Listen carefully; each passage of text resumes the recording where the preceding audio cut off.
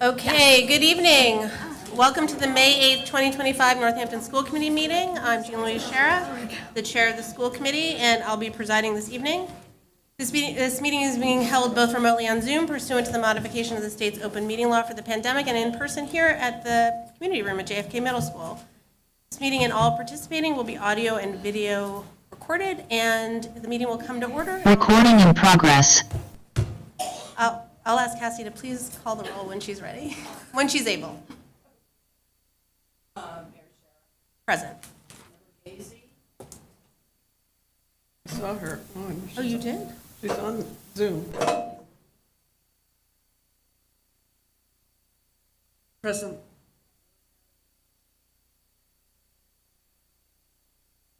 I don't think I see her. see her yet.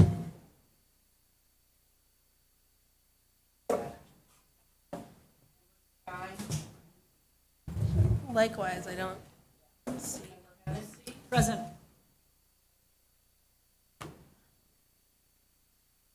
Member Miller?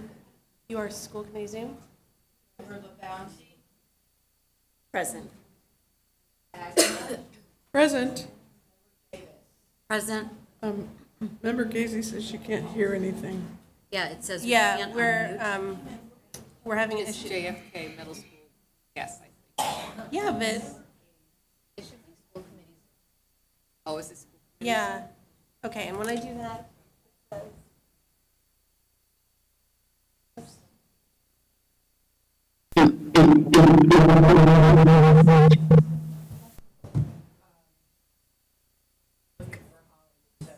She's, It's still, Holly's there. Yeah, it says the host is not, we're not allowed to unmute ourselves. so Cassie, either you have to fix that or make me the host and I'll attempt to fix it, but I haven't seen that before.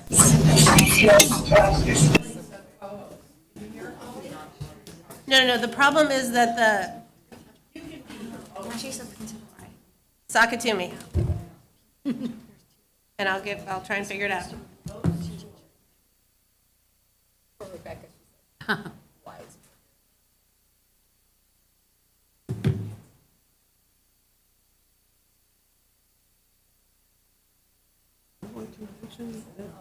everybody should have their video. It is JFK, that's what I Hold on one thought. sec. It's Sorry, JFK. what, Gwen? JFK, Video, I'll fix it. JFK, yes. Not my top priority at the moment. So, that still didn't work? Did you hit JFK? What's the wrong one? That's Okay, you. It is, so it's JFK.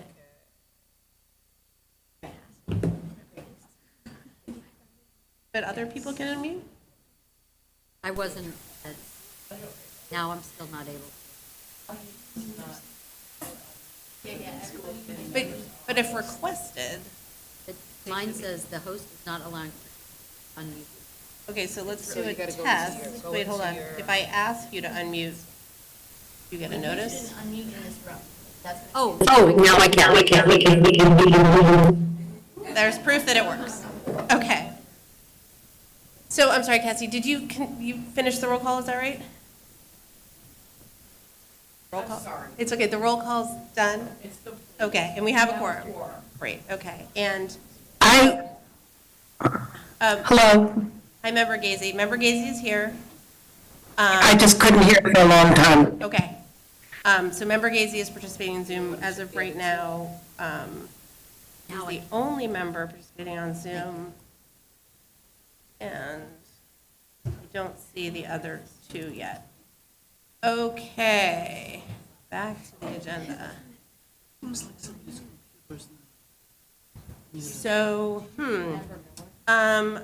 Yes, so we're gonna have to skip the first item, which is the school committee norms, because member Stein, it was his turn, he's not here. So let's skip that, and that means we can move on to the student representative report. Welcome. Hi, everyone. We're just gonna get right into the updates. So right now, there's a lot of standardized testing going on. The AP tests are happening this week and next week. And the week after, on May 20th and May 21st, is the Math MCAS for sophomores. And in June, there's a bio MCAS for freshmen. And the seniors are almost done with school. They end in a couple of weeks, and we'll be really sad that they're gone, and we'll miss them a lot. The tennis courts at JFK are getting redone, so the tennis team is playing at Smith now, which is exciting because their courts are really nice, and the boys and girls can play matches at the same time, because they have 11 courts. And on Wednesday, May 14th, which is next Wednesday, at 7 p.m., we have the spring concert. There will be the jazz band, chamber choir, wind ensemble, and the Northamptons, and some student union things. Our bubble tea sale was just confirmed, so that will be on May 19th before and after school, and it's our annual one celebrating AAPI month. In more student union news, last week we had our first, hopefully, annual talent show. We like to call it our fundraiser. This is our first time doing it in the union, but hopefully we will continue it because it was a huge success. We talked about it as a union afterward, and we were just so happy because a lot of people did not know that they were going to experience another talent show in high school. So that was a lot of fun. Other student union updates, we have our prom dress closet running in the theater changing room. We have prom dresses and suits for students to take if they are in need of any dresses and suits. We had our last meeting last Monday, and elections are happening for student union and student gov May 28th. Speeches are due by May 23rd, and the student union will have cabinet elections on June 6th. And that's it. Any questions? Any questions? I don't think so. Thank you. Thanks. Thank you. See Thank you. Thank you. Okay. That brings us to public comment. We're taking public comment in person and on Zoom. There's a sign-up sheet for those that are here in the community room. For those on Zoom, if you wish to make a comment, please use the raise hand feature. Sorry, I feel like this is very echoey today. It's very echoey. We'll try and alternate between those on Zoom and those that are in the room. You can always submit a written public comment, which is equally part of the public record at northampton-school-committee@northampton-k12.us, and it'll be sent to all school committee members. Before you begin your comment, please state your name and your city or town for the public record. The school committee does not respond during public comment as it's the public's time to speak. So the comment should be directed to the school committee. You'll understand when we don't respond to them. And there's a limit of 3 minutes per person. Thank you. Unless language interpretation or accommodations for a communication disability have been requested, in which case the time limit is 6 minutes. And Member LaBounty? I'm all set. I'm going to be... Member LaBounty will be setting a timer to ensure everyone has an equal opportunity to speak, and you have no obligation to use the full time.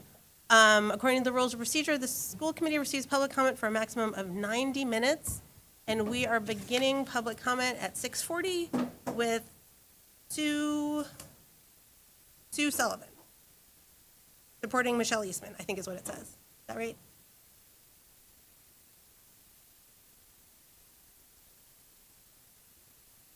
Michelle Eastman, Nav in Mass.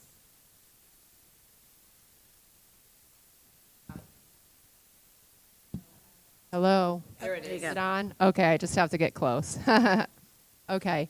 Hello, school committee members and the Northampton community. My name is Michelle Eastman. I have been teaching in this district for 20 years. I am the face of the eliminated Northampton High School Tech Integration Specialist. On May 1st, this eliminated position was mentioned in the Daily Hampshire Gazette on the front page, one day after I received notice that I was being involuntarily transferred to grade 5 classroom teacher. This news was shocking. a week ago today, week and a half, I did not know my position would be eliminated. I did not know I would lose sleep and ruminate about this loss. I did not know I would feel so much support, yet that support may not be enough to save my eliminated job. This news is a shock to the community and a shock to me. The job of technology integration specialist is to build capacity for everyone at Northampton High School, all students and adults. In this role, I am dynamically responding to and anticipating the needs in my community, and to help build individual and group technology skills. It is one of the few ways our district funds on-demand professional development. Next year will be a challenging year for the Northampton High School community without a tech integration specialist. For the students sitting in the classroom with a broken Chromebook with no clear way to get support. For the teachers who have creative technology ideas yet need help implementing them. For the students before and during standardized tests such as MCAS, AP, and SATs. For the students who would have participated in the digital balance challenge created by their peers and assisted by me, most likely no longer happening. For the students whose IEP goals may be unmet because there is no assistive technology consult. I could go on and on. Eliminating this position will be felt next year by the whole Northampton High School community. I have these requests. My request to That's district time. leader, Please finish. advocate for Finish your more money. sentence. And my request to the community, reach out to advocate. I was in a restorative practices training. Excuse me, I have to ask you Okay. to finish your sentence. Thank you, everyone who has supported me in this dehumanizing process. Thank you. With hope, Michelle.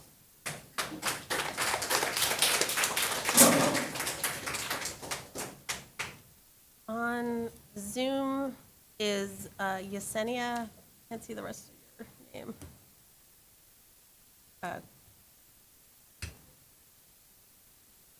You should be able to unmute. Yes, hi there. Sorry, I can't do my video, I guess. It's actually, this is Adam Greff, actually. My wife's Yesenia. I can't figure out how to change her name here. But I live in Florence. There we go. I live in Florence, and I have a son who's in kindergarten at the Leeds Elementary School, and I was just commenting, I think that there's some folks from Reconnect that are joining later to speak about this a little bit, but I just read on my own a lot of stuff about phones in the schools, and I just wanted to come here and comment and say that I support like a bell-to-bell ban on phones in the schools. Like it seems like, from my reading and from my own experience, it just seems like something that is really, I think, really hurting young kids' social development. And for them to be at school, it just seems like a place where there shouldn't be phones. And I know that there's a lot of convenience to phones. I know a lot of parents, being in touch with your kid. It seems that there must be some ways to figure out a way for that connection, for that contact to still take place in a way that's needed without children having to have their phones with them. And I know, I believe right now my kid's so young that he doesn't have a phone obviously yet, he's only 6, but I believe that they're not allowed in the classroom, but I think that there's probably some bending of that. And then it's just, it just seems like something, like I go out in public and I just see people just on their phones, like, young children. And it just, I did not grow up that way. I don't think it's really mentally healthy for kids to do that. And I know that there's also legislation going through that potentially might, have this be required as well. So I just wanted to, join here and say that I personally support a bell-to-bell phone ban in the schools. Thank you. Okay, next in the room is Sarah Marcus.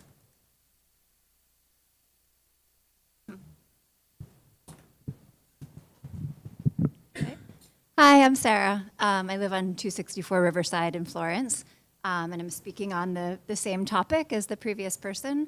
I'm a parent to 2 Jackson Street students in 2nd grade and 5th grade. I'm also a theater artist and educator and a member of the steering committee of Reconnect Western Mass. I feel incredibly passionately about creating new norms around smartphone use and also greater technology use in the schools, and am very strongly in favor of a bell-to-bell phone-free policy for the whole district. I would also love to see that policy extend to the bus and discourage tech use on the bus system, as that is a prime location for kids to be exposed to really harmful content on screens. Yeah, my 2nd grader had a 3rd grader, trying to video him and saying that he was going to put it on TikTok, is just a little example of something that's happening for really young kids. I see so many examples of ways that phones are acting as experience blockers in kids' lives. I pass by the middle school bus stop every day and see kids with their heads down like this, not seeing each other and not seeing their surroundings. And our kids just desperately need an opportunity to strengthen connection with each other and to preserve their attention spans and their young growing brains. So please, for our students, for our teachers, I hope that you'll join school districts across the country who are banning phones in their schools. Thank you. Next on Zoom is Laura Carney.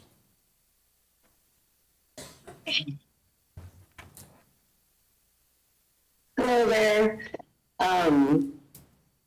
So I'm Laura Ernie, and I'm a resident of Florence. So this is the same topic that the last 2 parents were talking about. My child is at Leeds in kindergarten, and then I have another child that will be starting there in a couple years. So I've been recently informed about and learning about phones and social media in the schools through the Reconnect Western Mass, which I think you guys are going to be hearing from later on in this meeting, and specifically attending a talk by Dr. Ali Baker last month at the high school, which was very eye-opening to myself and my husband. And so I, like the previous 2 speakers, want to share my support for the bell-to-bell phone-free policy, with exceptions, of course, for IEP, behavior plans, medical, and English language learners. And also a support for the provision preventing schools from using the social media apps to communicate with their kids.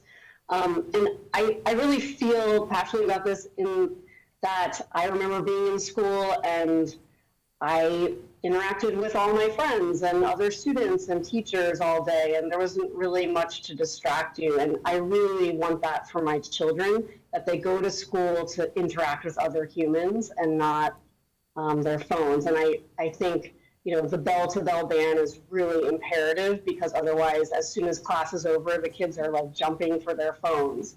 Now, I know that probably a piece of pushback for parents is that you wouldn't be able to necessarily contact your kids whenever you want if there's schedule changes and things like that. But I think there are systems that you can put in place, like lockable pouches and maybe a phone safe zone or something that's administered somehow. But yeah, I urge the school committee to consider instituting this policy in Northampton schools so that we can keep our kids connected to other humans. Thank you. Thank you. And in the room next is Angela Wack.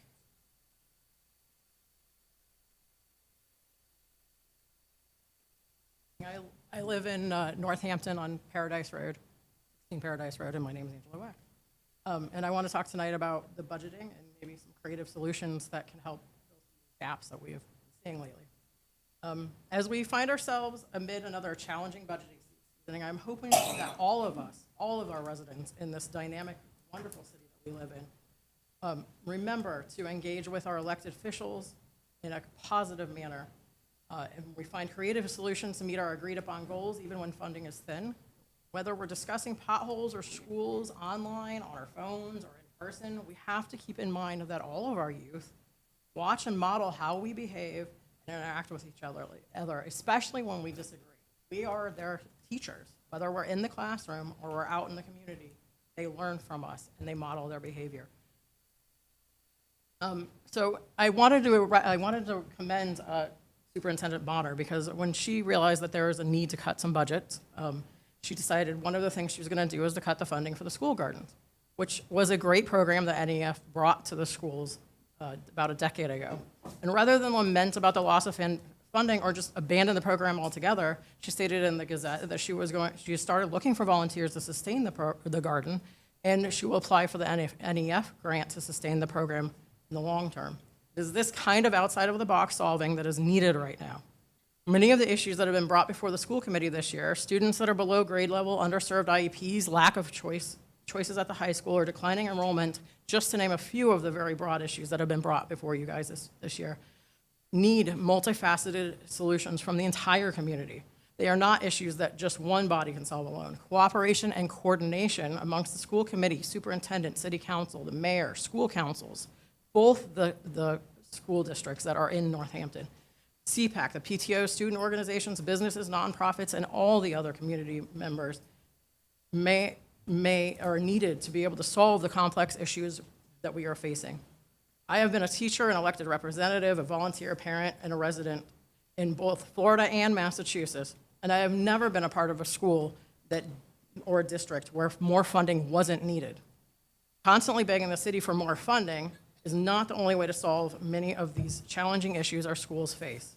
Schools, where all students thrive, find ways to obtain the resources they need, regardless of governmental funding hurdles. Our own NEF, the Northampton Educational Foundation, is a perfect example of that. They were funded in the 1990s during the last severe funding crisis, and they continue to enrich all the NPS skills to this day. A community that is so rich and varied in all of our resources should not be facing these struggles within its public schools. Rather than continuing to lament about a lack of public funding or figuring out how you can get more money from the mayor, I think that it is very important that the school committee spends the time to find some creative solutions to the district's needs and give the residents that kept asking at the last meeting, how can we help the schools, the answers they've been waiting for. Thank you. Thank you. On Zoom is Lisa Modanos.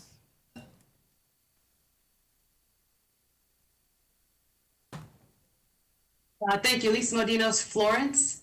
They say that the most dangerous phrase in the English language is, "We've always done it this way."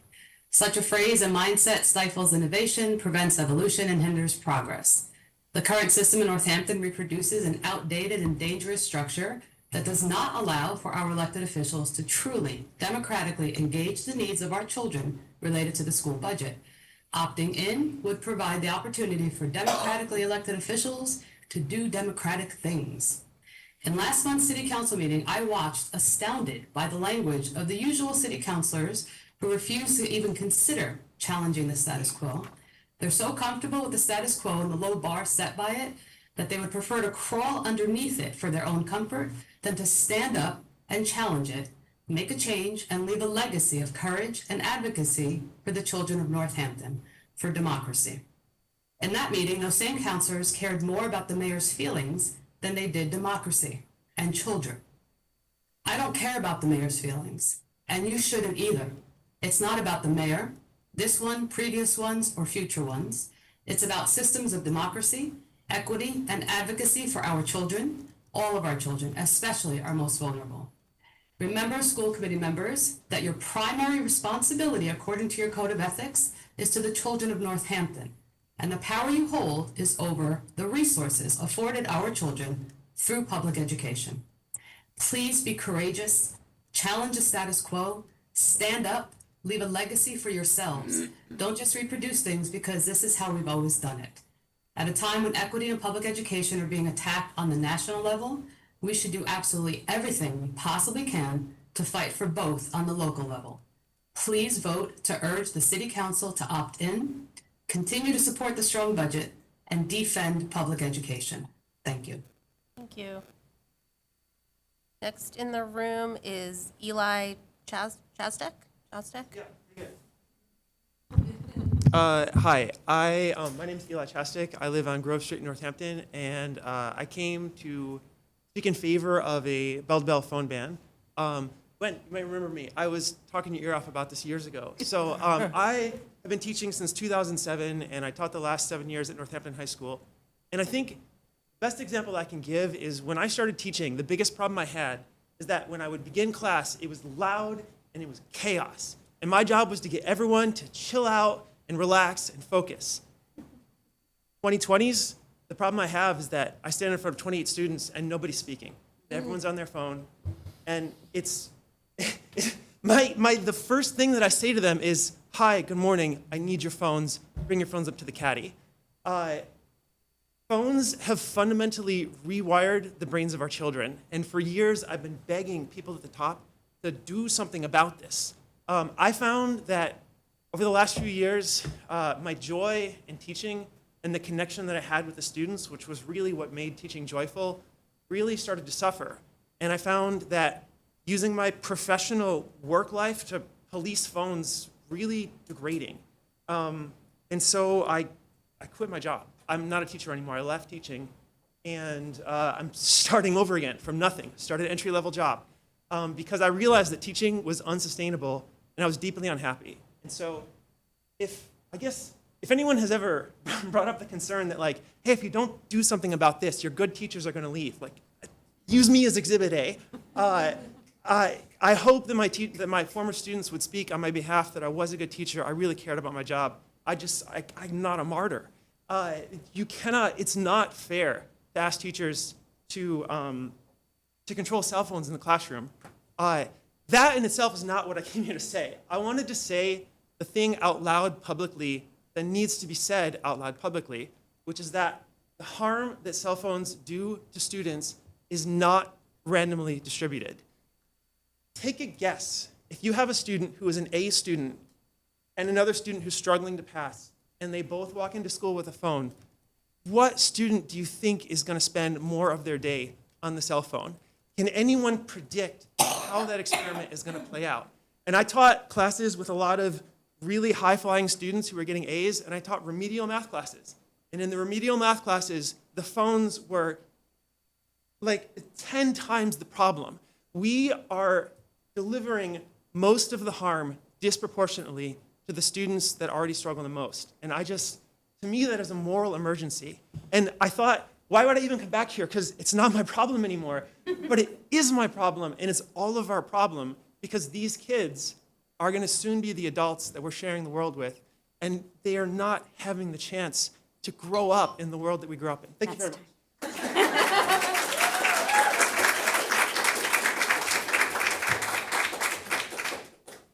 On Zoom is Nathan Chung. Hi, sorry, my voice is hoarse. Can you hear me? Yes. Hi, Nathan Chung, Northampton resident. I sent you the school committee 8-page public comment this morning. Sorry about the length, and thank you if you read through it. So I'm not gonna go through the whole thing, obviously. Just a couple key points. I know there's been discussion about Amherst spending much more on education, looking at the actual net school spending compared to Northampton. Well, it's not an apples-to-apples comparison. I just looked at the DLS data, which also I mentioned in my document, my public comment, page 1 and page 2 mostly. So Amherst, their annual average single-family tax bill is $97,000 roughly. $9,700. Northampton is about $7,500. So it's a very different tax rate and a very different tax bill. Northampton doesn't have as many colleges, and it's not as economically supported by a high number of college students who pay a high rent. And also related to that, I believe, so looking at the data, the rental cost for Amherst, median gross rent per month, $1,570, and for Northampton is $1,404. again, some differences. So we just would like you to consider the different contexts when you start discussing these different spending patterns in different cities. And in terms of the ESSER analysis I talked about also in my public comment, I think this might need more look into, or maybe not, because you're really digging stuff about the past. I got the data from the business manager for Northampton Public Schools. There was a rough rough spending data up to April, and when I looked at it, it seemed about 62% of it was spent on some kind of hiring or staffing cost. It was not clear how much of that was contract and how much of that permanent. So it just brought up a lot of questions for me, and I maybe it would be beneficial for the community and the school committee to clarify how the money was spent and whether people were transitioned from ESSER funded employees to permanent employees. Lastly, the role of the school committee, there's a lot of different documents, ethics code, finance, fiscal responsibilities, and I hope maybe there's going to be some ritual to talk about this and try to resolve your difference in opinion, at least to the best possible, and also fix some relationship issues. And lastly, I know you're many, many years behind the minutes, and it might be a good idea to hire some temporary help, or maybe even use AI or employ some methods to really catch up on those minutes rather than overwhelming the staff with what's beyond the normal workload. So thank you very much, and I hope we have a good meeting this evening. Thank you. Next in the room is Debbie Clemmer.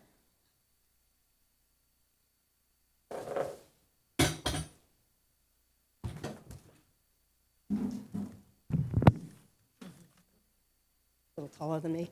Hi, I'm Debbie Clemmer, Ward 2. I was genuinely surprised to see opt-in back on the agenda for tonight's meeting. This proposal has already been voted down twice. The majority of counselors who opposed it did so after investing countless hours studying how it works, understanding the implications, and exploring whether it was actually beneficial. We concluded that opting in would not bring more money to our schools and, in fact, would likely harm other departments. The city budget must be balanced. If we were to give the schools more than what the mayor has proposed, we'd have to cut funds from departments whose budgets are already a fraction of the school departments, and they all can certainly use more funding. Those of us who voted against opting in gave clear, well-reasoned explanations. We emphasized that counselors are not in a position, nor do we have the information to determine how money should be reallocated across the departments. Since 1987, very few cities have adopted this measure, and none have ever used it. That should speak volumes. I've received emails urging me to have the courage to vote for opt-in, but it's not the counselors who need courage, it's a school committee. It takes real courage to vote no, to recognize that this idea should be put to rest. This isn't 40 years ago when opt-in was first proposed. The fiscal and political landscape has changed. Suggesting we just try it is reckless. Once we vote to opt in, we're locked in for at least 3 years. With an election around the corner where all elected official seats will be voted on, we have no idea what the next council or executive branch will look like or how they will manage this. The risks are real and the damage could be lasting. Councils have done the work. We've spoken with department heads, researched extensively, and taken our responsibility seriously. In contrast, the school committee members who pushed to bring this back to the agenda appear to have put in minimal effort. Simply requesting something to be added to the agenda is not the same as doing the hard work of governing. I look forward to hearing why they believe this is a good idea. Councilors have already made their reasoning clear and thoughtful. Opting in would harm our city, our departments, and ultimately our residents. Councilors gave legitimate, well-thought-out reasons why they cannot vote for this and the harm it could do to the whole city, all the departments in Northampton. We did not use some analogy about desks in the mayor's office or talk about her secretaries, which isn't productive and frankly, it's outdated. I supported Member Weisenfried to represent Ward 2 earlier this year.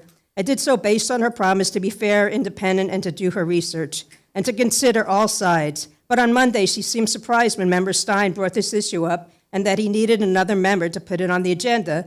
Then by Tuesday, there it was. After everything you've heard from counselors about why this proposal is flawed, I now question your independence and judgment moving forward with this. This isn't a game. The stakes are real. This could wreck the city.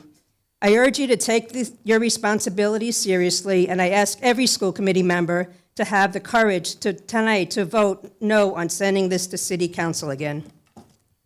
Thank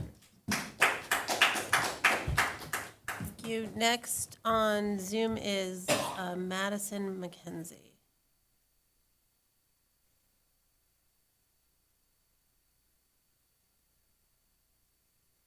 I think you're unmuted. Can you hear me? Yes.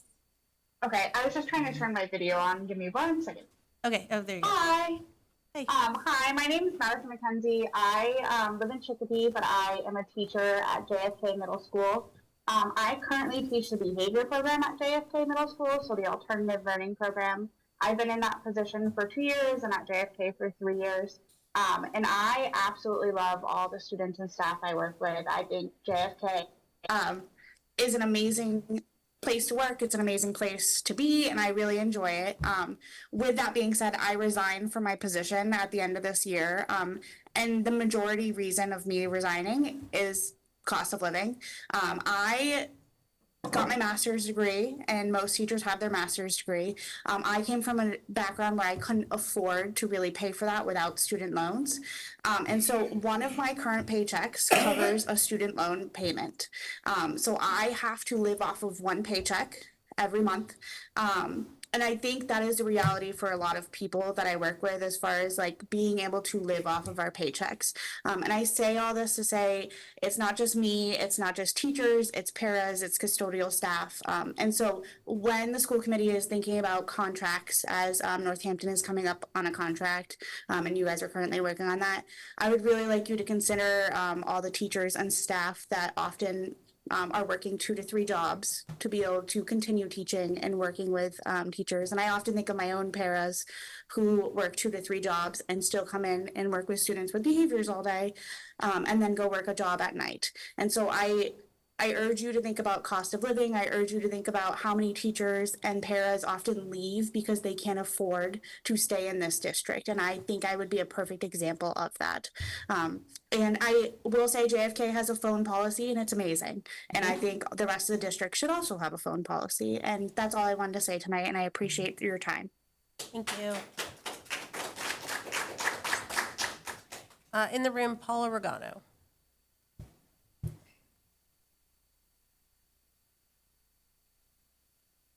My name is Paula Regano, and I live in Ward 1, Northampton. Recently, the Daily Hampshire Gazette had an article about how there would be no layoffs this year, but reductions in services. While no layoffs means, make no mistake about this, we are playing a semantics game. While no layoffs means no one has lost their job due to a reduction in force, we are facing a reduction in positions. Whether through attrition, retirement, non-renewal, or transfers, positions are being eliminated. That means fewer educators in buildings. We need to be honest with our families and the community and talk about positions lost. For a district everyone agrees is in crisis, this is simply unacceptable. Thank you. Thank you. On Zoom is Lee Ellen Figueroa. Hi, everyone. Good evening. Lee Ellen Figueroa. I'm a Northampton resident. I'm a parent and step-parent of 4 children, all currently in Northampton schools or receiving services. My son is homeschooled, but still receiving services. One of my stepchildren is leaving Northampton schools to go to a charter school this coming year. We've had our fair struggles in terms of lack of supports. And so I'm here to say I need Northampton schools to prioritize schools, to prioritize a strong budget. And so in addition to that, that's like one piece. And in addition to that, I'm here as a former teacher, a former counselor in schools, a former school administrator. I now work with the 9 school districts in Franklin County, the North Quabbin region. And I think you're going to be hearing from my colleague, Kat Allen, in a little bit. And I want to speak out in favor of bell-to-bell phone-free schools. My high school student still requires a tremendous amount of support detaching from a phone. When at night, a phone has to be plugged in outside the bedroom.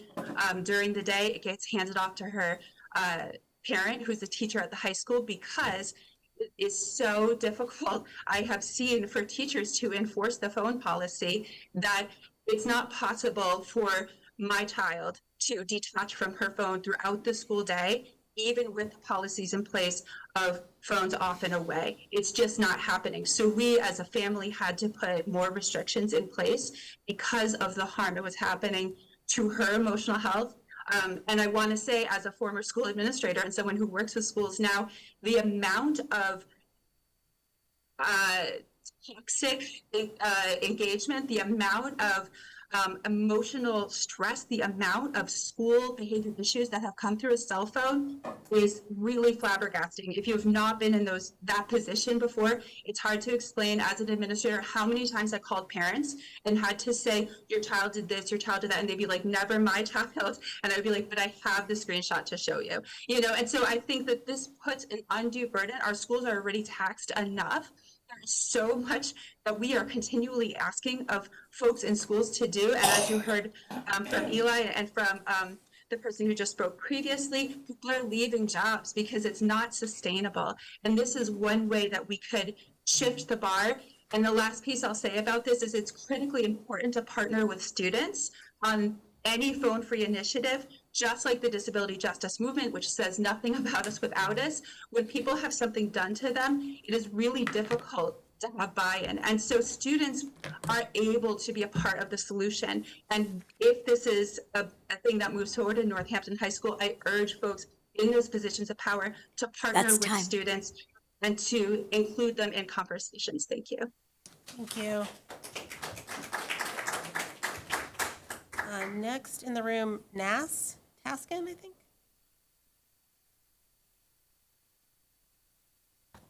Okay, so my name is Naz Taskin. I'm a para at Northampton High School. I've had a long day. I'm not speaking with a script, so if you hear a few uhs and ums every now and again, please bear with me.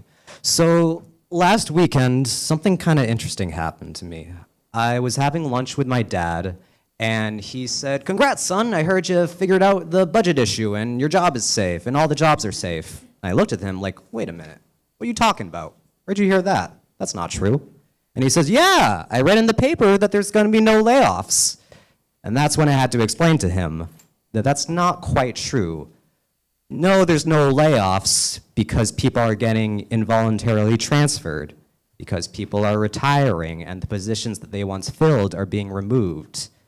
I had to explain to him that it's a truth by technicality and a lie by loophole.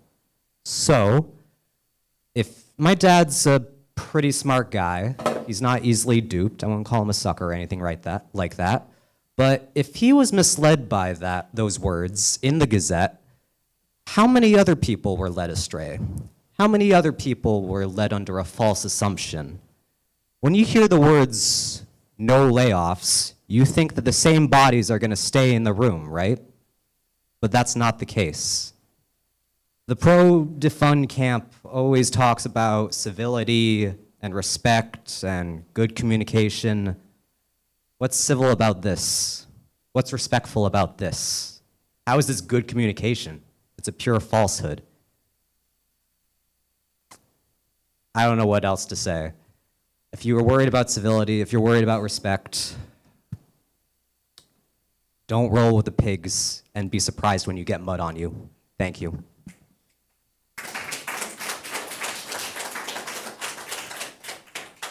Kate Zach on Zoom. My name is Kate Zach. I live in Holyoke, and I'm the Digital Literacy and Computer Science Director for Northampton Public Schools. Before that, I was also the Technology Integration Specialist at Northampton High School for 6 years. I'm here today to speak to you about the Tech Integrator position at NHS. With the memo from Mary Shara on the budget MPS schools can expect, this position is to be cut. I feel compelled to speak to you tonight because the Tech Integrator is not a position everyone is familiar with, and the nature of this work is it is often behind the scenes. The tech integrator's job is to both directly teach the digital literacy and computer science standards to students and to work with all other educators in the building to infuse the standards in the curriculum. Many do not realize, because you do not yet see them on report cards, that the DLCS standards are state mandated standards, the same way science, English, and math are mandated, but they are not treated in the same way. There are no required DLCS courses at NHS, only electives, and even if there were, there are 68 standards for 9th through 12th grade students. Students would have to have a required course every year of high school in order to meet them. That is not feasible in our current schedule, or perhaps any schedule, nor is it how these standards were intended. Technology is not a sub-separate section of our lives, but weaves into all other matters and subjects. That is why we have a technology integration specialist to work with all teachers to find overlaps between the DLCS standards curriculum and the curriculum of other subjects, and to teach other teachers to incorporate them into their subject areas. But mapping the DLCS standards is just one aspect of the tech integrator position. Michelle Eastman is the only tech support in the building for 1,000 students and staff. It is hard to describe the nature of that work other than to say that there is a near constant stream of students and educators needing support to access their curriculum. The alternative future means teachers will have to go immediately to an IT help desk ticket. Our IT folks are wonderful and do great work, but they're not in the building every day. Michelle is also the person who works with teachers to create plans for how to navigate the daily changing AI landscape, how to set expectations, and how to have conversations with students about AI use. After finding out about the cut position, I immediately received concerned emails from teachers about who they would go to continue to navigate this ever-shifting AI landscape. Michelle is also the person who provides IEP services to students with assistive technology consult. Michelle works with teachers, pushes into strategies classes, and directly teaches students how assistive technology can support them with executive function and accessing their class materials. She works with teachers who have students with these accommodations to support them to learn how to make their materials accessible for their students. I also want to emphasize what we're at risk of losing if we lose Michelle Eastman. Our entire technology integration team, but particularly Michelle, is focused on finding healthy balance with technology. She embodies values that Northampton holds and that our students have continuously asked for. She was trained and is active in restorative justice and restorative circles. She runs lessons in health classes in Circle on mindful use of phones and technology. The standard there was analyze the beneficial and harmful effects of computing innovations, example, social networking. Michelle is an incredible asset to our school community who has worked for Northampton for 15 years, and with an involuntary transfer, there is no guarantee we'll be able to keep her. There are no other positions to cut. That's Mayor time. Shira, I urge you to please consider additional funds to restore the tech integration position at NHS. Thank you for your time.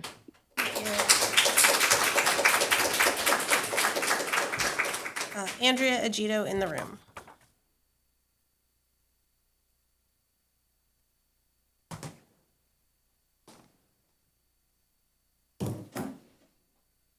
Good evening. My name is Andrea Agito. I am the president of the Northampton Association of School Employees. I would like to inform you that this week, NACE members have voted by an overwhelming majority to begin work to rule on Monday, May 12th. The mayor's allocation to the school budget is insufficient and doesn't provide for a reasonable cost of living increase for the professional employees of the Northampton Public Schools. Ultimately, what is being offered under the mayor's budget will result in what is effectively a pay cut due to the rate of inflation and increased cost of healthcare premiums.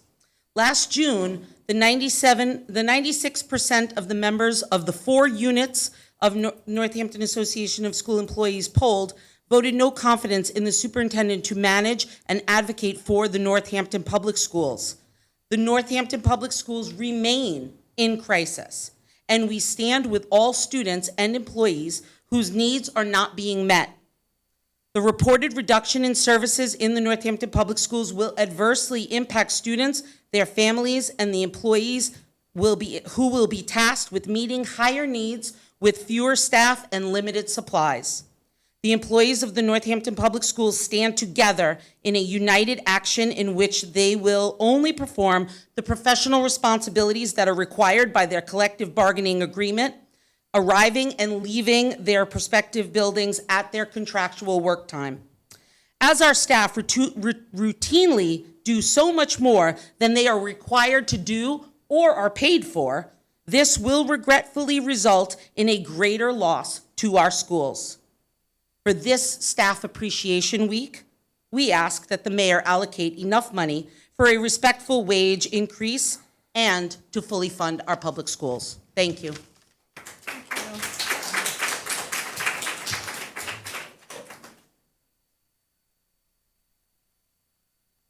Aretha Wallace on Zoom. Hello, everyone. I wasn't actually going to speak tonight. I was going to just let everybody else speak and have their words.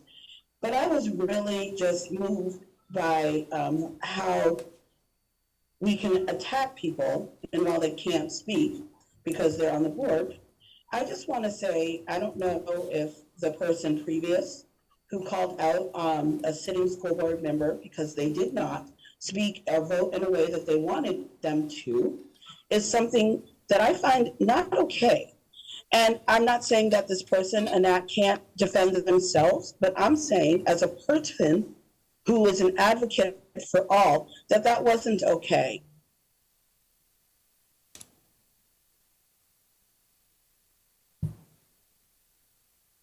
Maritha, I don't know if you can hear me, but you're frozen. You can try turning off your video. President, that we are not, by some, doing enough. We are not working hard enough. Maritha, can I interrupt you Yes. for a second? You froze for a good 10, 15 seconds. Okay, what was the last thing I said, Mayor? Not okay. Yeah. Not okay. I'm sorry, can you?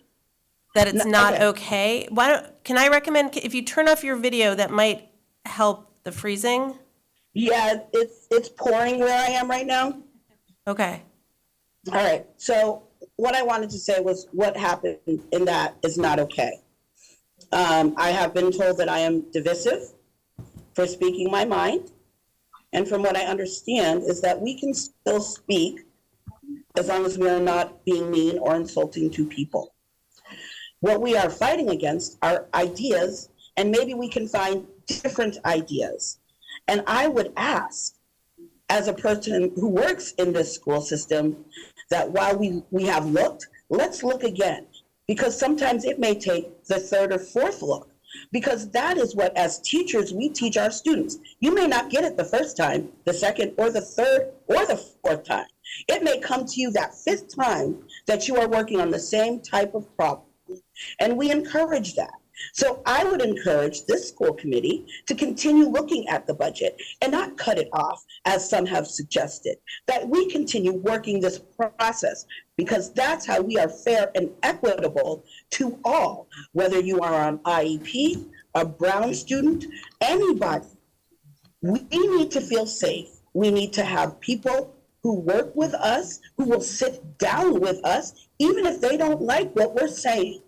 That's how we work and solve problems. And I would encourage that we do that again, because that's what makes us a strong community. Thank you, and have a good night. Thank you. Michelle Bernhard in the room.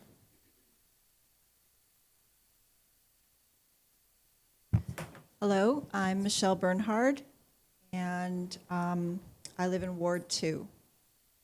Here we are again, pleading for our public schools, while the mayor and the superintendent are stuck on a budget that is penny-wise and pound-foolish. Their budget cuts people and programs to preserve the Stability Fund, while the waters are rising in our public schools. I've been an English teacher for 27 years at Northampton High School. I have seen many teachers and administrators come and go. My kids have gone through the public schools, Jackson Street, JFK, and Northampton High School. Much has changed in our world in the last quarter century, and we need our public schools to be stronger than ever. I hope that we can do what Maritha suggested and look at this all again. We need all of our people on deck in our schools. We have a lot of kids that we need to shepherd through this crazy time, and we just plead with you to fund our schools. Thank you. Thank you. Next is Gaurav Jashnani. Hi everyone, Gaurav Jashnani, Ward 6 Accommodations. Thank you for taking the time to hear me out. Can everyone hear me? Yes. Okay. So thank you so much to the previous speaker. Let me say first, as a parent, that I support the teachers and their union.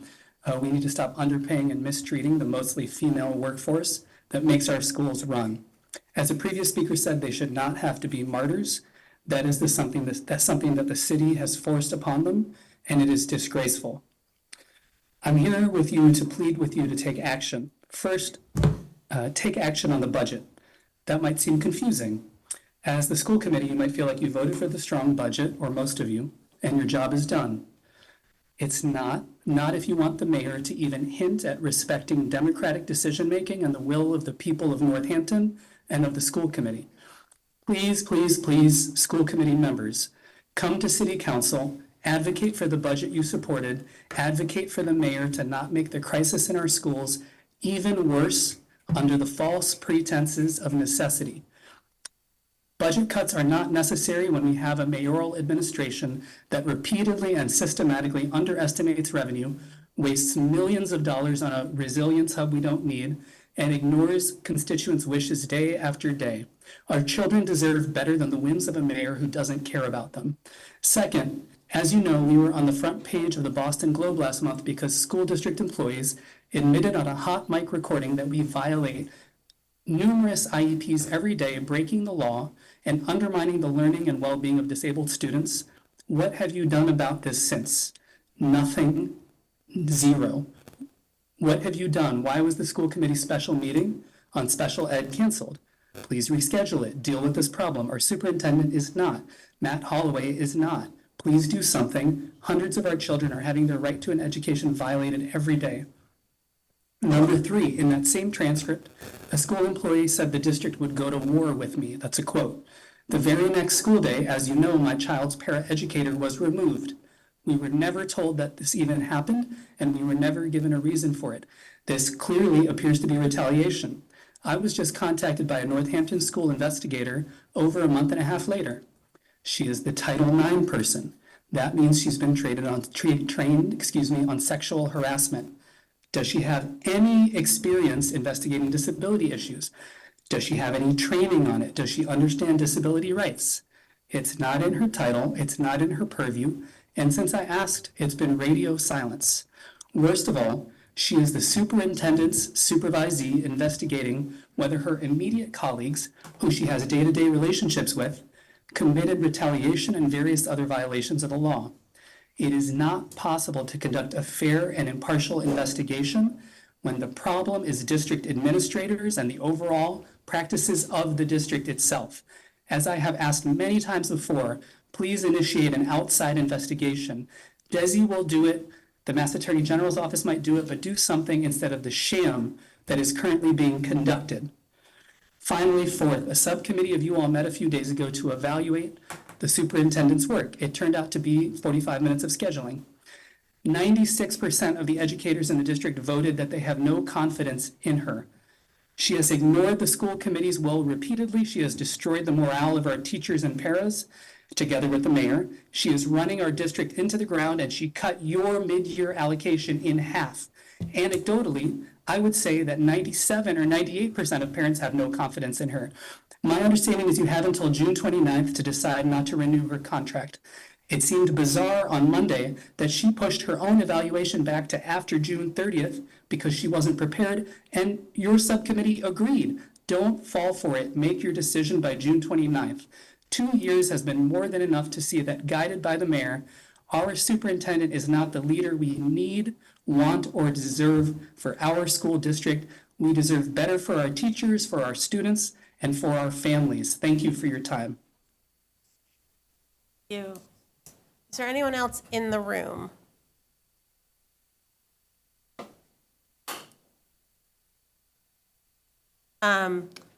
Then Sarah Churchill Windsor on Zoom.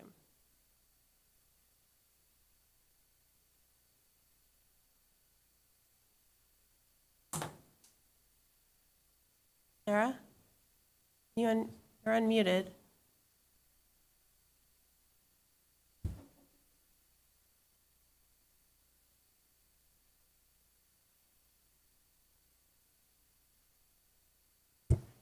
Sarah?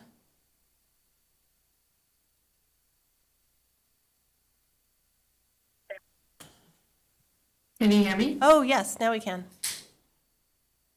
I can hear you. You can hear.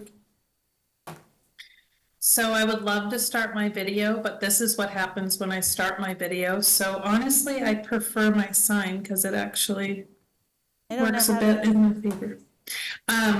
So I apologize that my camera's not working this evening, but my name is Sarah Churchill Windsor and I live in South Deerfield. Since 2008, I've served students as special education teacher. Sarah, we lost you.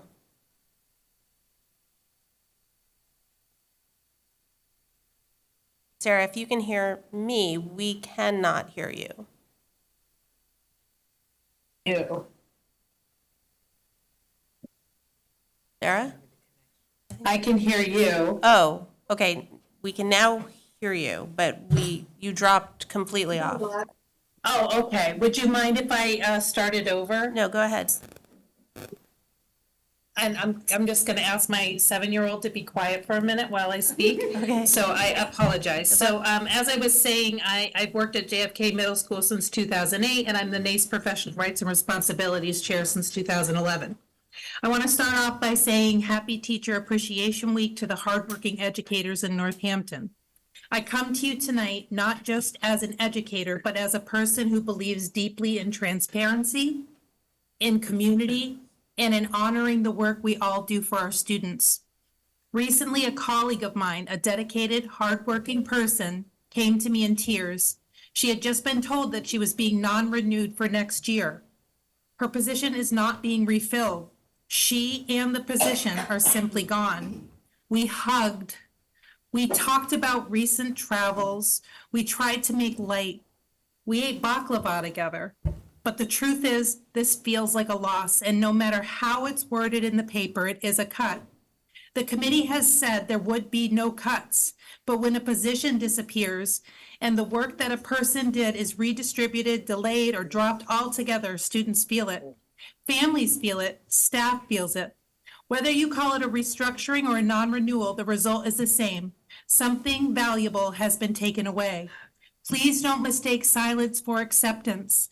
Please don't assume that because we continue to show up every day and do our best for students that we are unaffected. We are grieving this loss, we are worried about what else may come, and above all else, we are asking for honesty. If changes are happening, tell us. If there are difficult financial decisions being made, bring us to the table. We want to understand, we want to help, but we cannot do this if the reality is hidden behind language that does not match our lived experiences. Thank you. Thank you. Sarah, did you want to speak? Okay, go ahead. Hi, school committee. As you may know, this week is AP testing week, one of two. And it's been a little bit rough at NHS this year, I will say from personal experience. There was something wrong with my Chromebook for some reason. It wasn't, the Blue Book app wasn't like downloaded on it. And nobody I asked could figure out what was wrong with it until I flagged Michelle Eastman down in the NHS library. And, I don't even know what she was doing, but she was definitely not supposed to be helping me because most people scheduled meetings with her when they didn't have their school-issued Chromebooks. But I was like, I haven't used my school-issued Chromebook since October, but you know what? I have one, so I don't need to even look at it. And then, of course, I wasn't prepared for 10 minutes before my AP test. So she spent about 15 minutes fixing my Chromebook, and something that nobody else could do. So let me just tell you that without her, next year, AP season is going to be even rougher than it is this year, and it is rough this year. It is really rough. I really wish that you guys could sit in on one of our AP tests because it is a real struggle. I don't know, I'm not trying to insult any job that any of the proctors have done, but it is clear that there's a lack of understanding about being silent or not talking, and just about like what the AP test that they're proctoring even is. So I don't blame anyone for that. I feel like that's a miseducation on their part, on the part of the school, not on their part. So, and as far as the tech problems go, there's a million of them every day, and Michelle Eastman is like the only person at the school who really knows how to solve them, who's working full time in that position. So any cuts to positions, any cuts to IT positions are really going to have negative consequences on the AP scores for this district, and that's a large reason why people choose choice in here. We were talking in student union the other day, and Helen was saying the AP scores were why she decided to school choice into this district and not any surrounding districts. So I think that we should really advocate to the city council, because this is something that's going to have a huge impact on the competitiveness of our school district. Thank you. Thank you,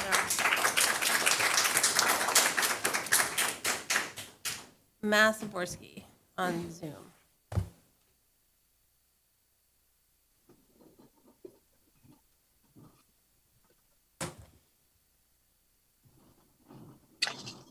Hi, I'm Melissa Macaborski. I live in Northampton. I just want to say, pay our teachers fair wages for all that we have put them through, that you have put them through in this past year. What I want to say is that you pay our teachers fair wages. It is the absolute least that you can do. This is what the community wants. We stand behind our teachers. We have plenty of money in Northampton to pay our teachers good wages and to fully fund our schools, give our teachers and our students what they need. Thank you. Thank you. Anybody else in the room? Okay, thank you everyone for public comment. And we are moving on to announcements. Any announcements from the school committee? Yes, Member Miller. I just want to announce that the NEF plant sale is happening on Saturday from 9 to 1 in front of Smith Oak. And so I would encourage everyone to support the NEF by buying plants at the plant sale. Great, thank you. F1? Yes. I just wanted to announce that the Athletic Booster Club had a very successful calendar raffle. We raised over $10,000. And we have recently started putting in scoreboards for both the baseball and softball teams. That's quite a endeavor. So I want to particularly thank John Fry and his work to make that happen. So we've had quite a successful year, and we are looking for other volunteers and people who'd be interested in helping us. So we're a fun group, and I invite anyone who's interested to join us. How does someone get in touch with you? Someone gets in touch with me. We have, you can either use my school committee email, or we have social media, which is the on Facebook, the NABC, and I can give Cassie the email. NABC, Northampton Athletic Booster Club. Thank you. Thank you. Okay, Member Sarfi Cox.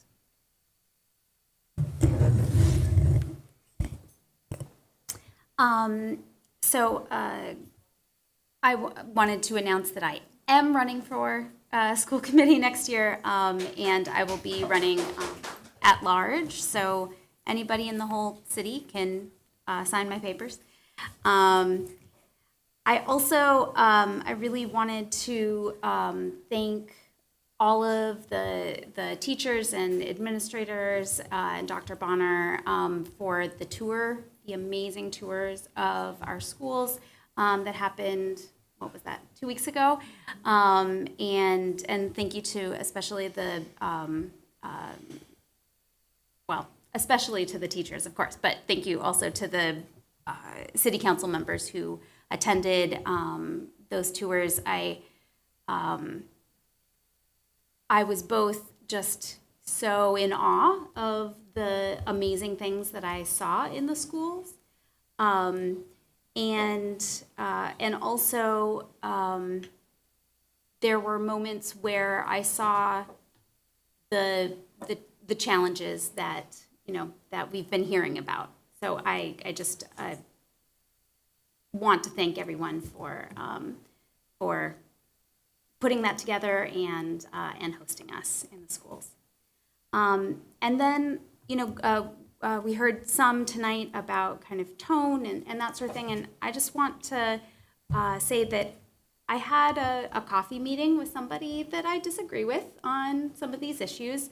And both of us came into that meeting really nervous about how it was going to go.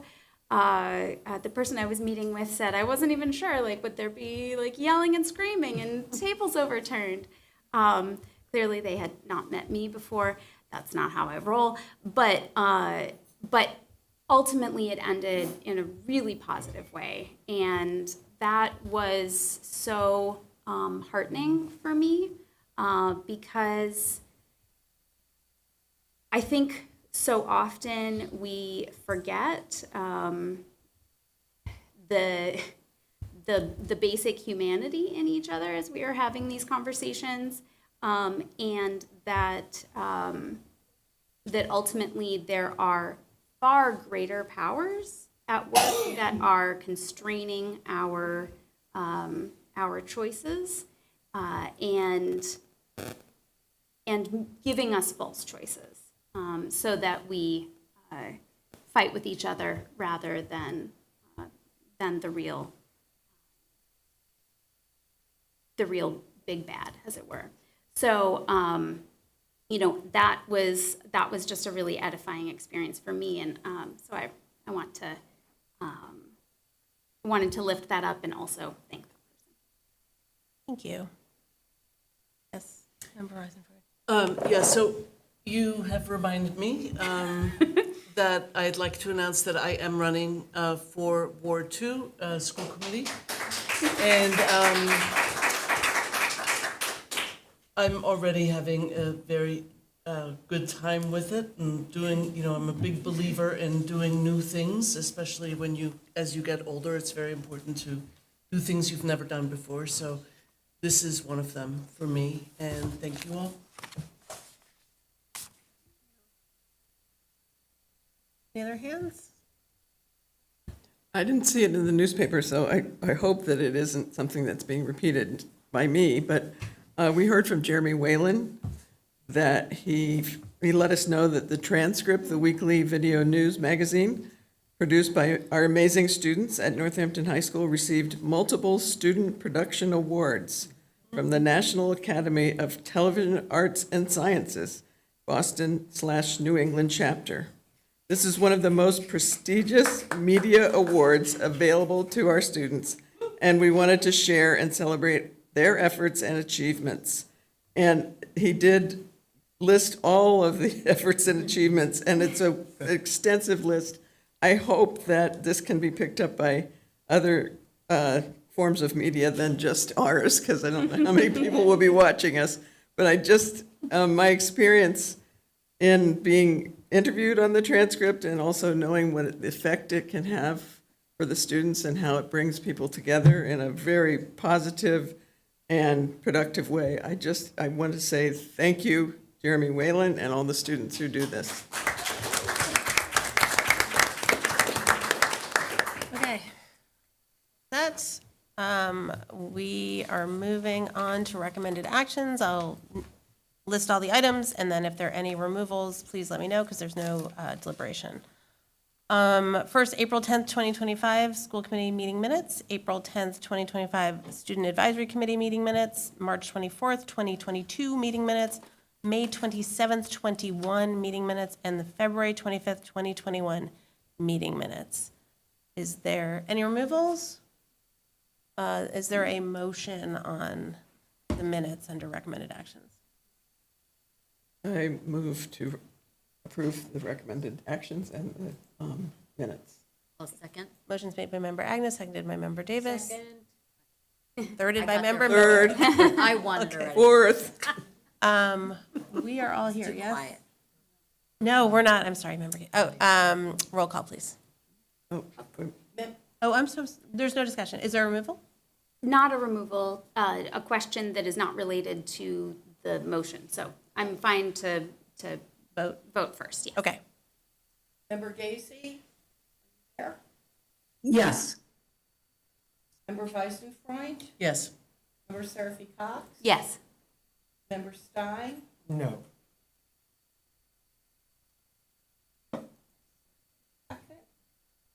Member Hennessy? Yes. Member Miller? Yes. Member LaBounty? Yes. Member Agna? Yes. Member Davis? Yes. 9 aye, 1 nay. I don't think I voted, but yes. Oh, I always forget to go back up to you. I'm sorry. Okay. Mayor Shara? Yes.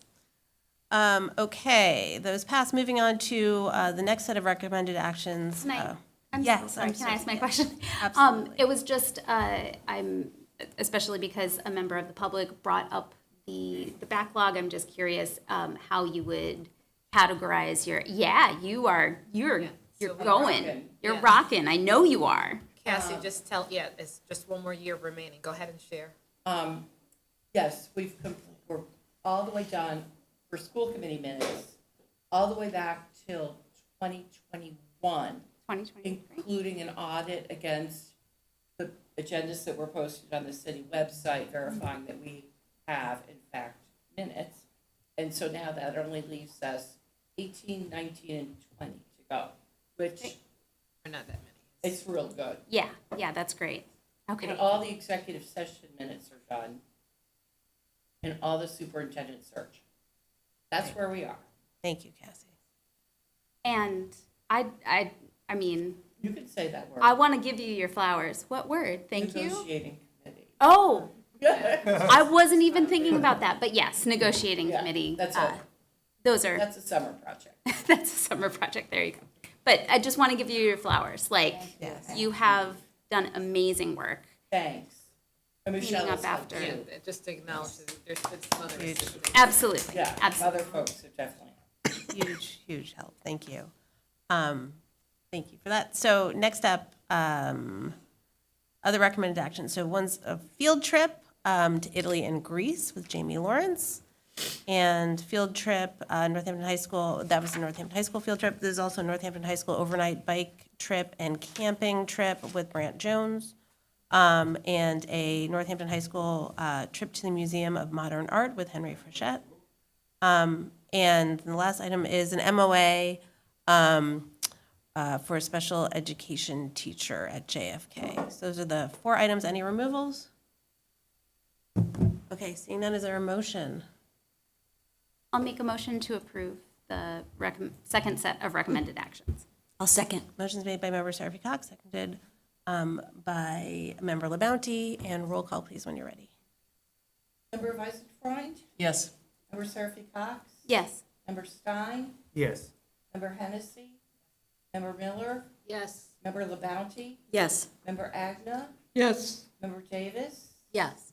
Mayor Shara? Yes. Member Gacy? Yes. Great. Passed. Thank you so much. Moving on to new business. Our first item is a donation of playground equipment and trees in the amount of $7,500 in the memory of Daniel Esrick. And I believe there may be our family members here. I don't know that I see anybody on Zoom. Oh, were they coming on Zoom? They live out of town, and I did get a message from Principal Brown, who had oh, there's Addie. Yes, he's here. Okay, good. Principal Brown sends her regrets. She had something that she has to attend to. Okay. But we have a member of this committee here, Great. Addie Adams. And Dr. Brown, I don't know if there's anything you want to share before we. No, I'll hand it over to Okay. member Agna. Okay. And, the family.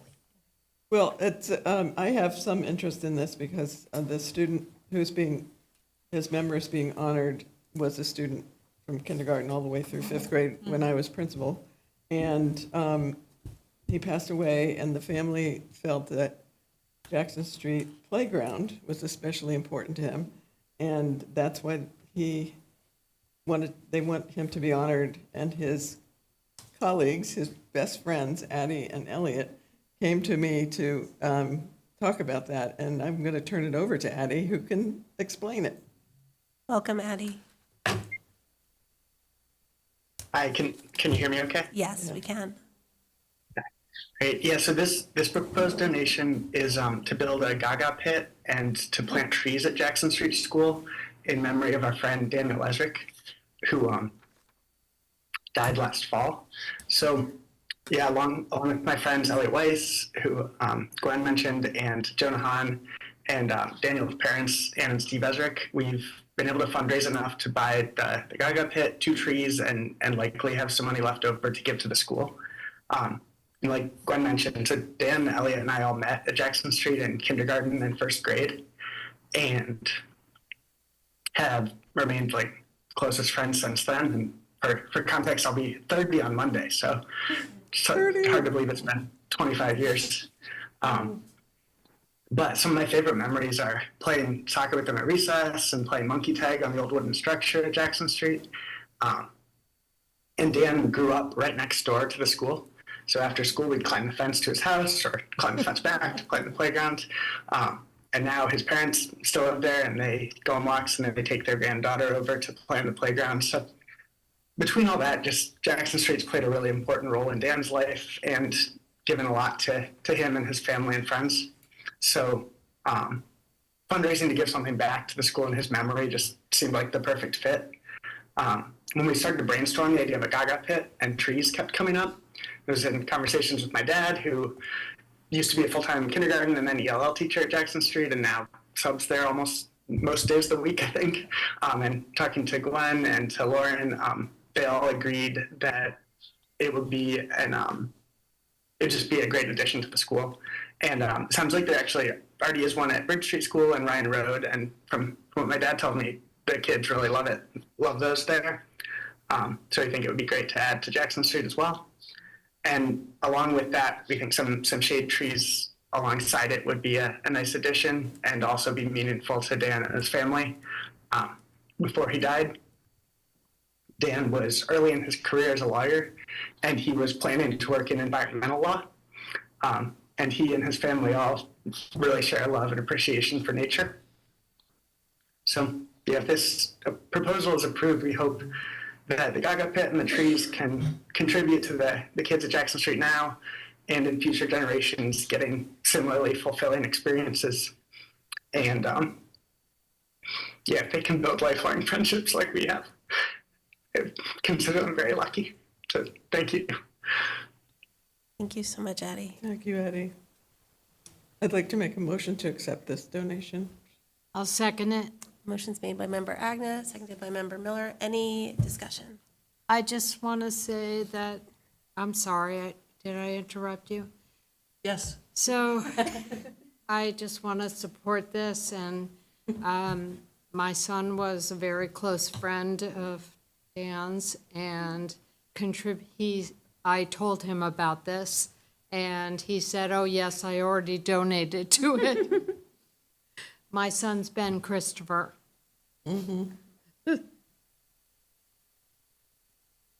Thank you, member Weisenfreud. Yeah, thank you. I'm very moved. I think a lot of us are. Thank you so much for coming to speak and letting us feel with you some of the beauty and the loss that you're expressing to us. And it's such a reminder, right? What an important place school is. And what's a Gaga pit? Addie, would you like to describe a Gaga pit? Honestly, I think someone else might be able to better. How many sides? It's an arena. I can say. But it has a certain number of sides. Yes, right? it's an arena. It's like an octagon shape. It's an arena.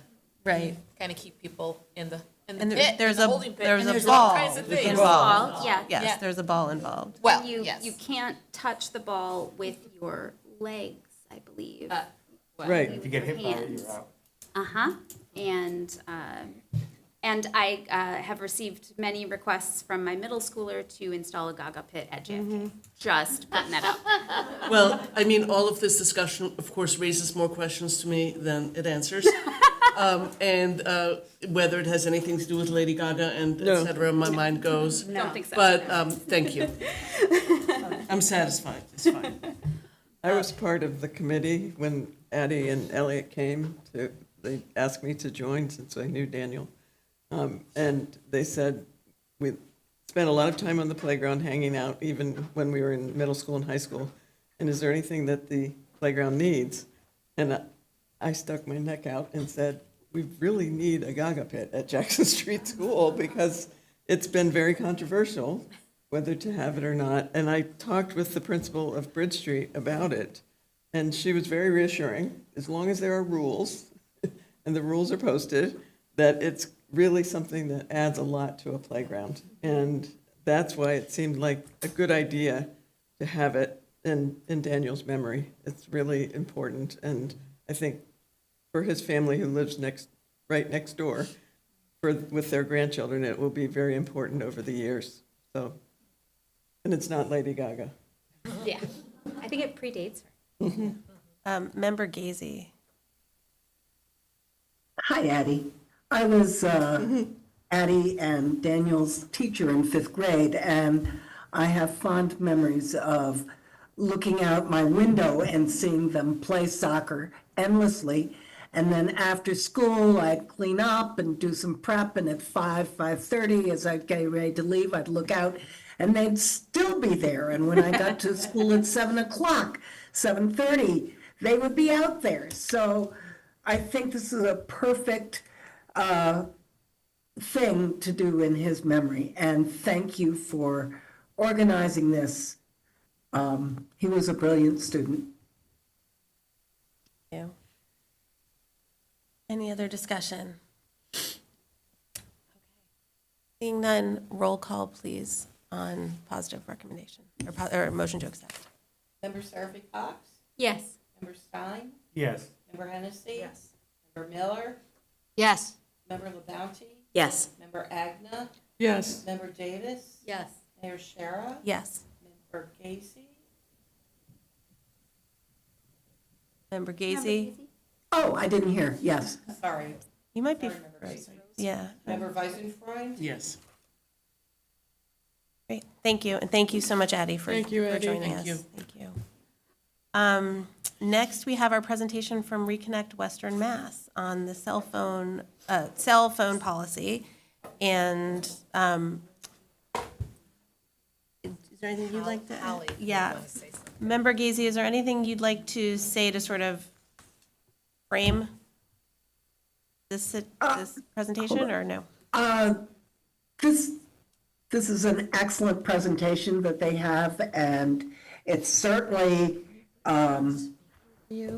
gave me the reassurance and the impetus to follow through with trying to implement a bell-to-bell policy for the schools, which we've been discussing.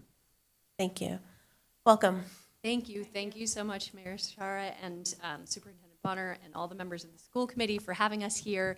I'm Kat Allen. I am a parent of a current 9th grader at NHS and a recent grad they both have gone through all the JSS. I'm Emily Body, and I'm a parent of future NPS students. I'm Sue Sullivan, NHS ELL teacher and parent of 2 NPS grads. And we're also, all of us, part of other groups that bring us into this realm of phone-free schools, or that we've gotten into. In the, should I stop or keep going? The pool's closed. That's all. Okay. So I run the Communities That Care Coalition, which, if you know the Spiffy Coalition, we're the equivalent for Franklin County. And we work on, I've been the keeper of student mental health data, student health data for 21 years up there. So that's my connection. Emily co-founded the national collective, the Smartphone Free Childhood US. And Sue and Emily and a number of other Northampton Public School parents parents and teachers started Reconnect Western Mass. And Emily and I are also on the Massachusetts Coalition for Phone-Free Schools. So we have some additional information besides just we come here as parents, people, and professionals. All three of us are just extremely interested, concerned about this issue, and very grateful that we've been invited to come and present to you. We also have each of us heard from many other parents and teachers and community members who are also very, very concerned about this issue. So we believe we're speaking not just for the three of us. But I do want to start out by saying that schools did not create this problem, and parents did not create this problem, and none of us can solve it on our own. And we really need policies in place in order to help get us out of the problem that we're in, which really is a problem. And schools are very well placed to positively impact students with a phone-free policy during the 6 to 7 hours a day that they're in school. So, and actually we had our presentation, yes. Thank you. Sorry, we can't get these screens to work for some reason. I'm sending you a request to by all means. share my screen. Holly, we'll see you soon. Seems that we have to turn you off to get the Did that PowerPoint work? on. That work, Cassie? Okay.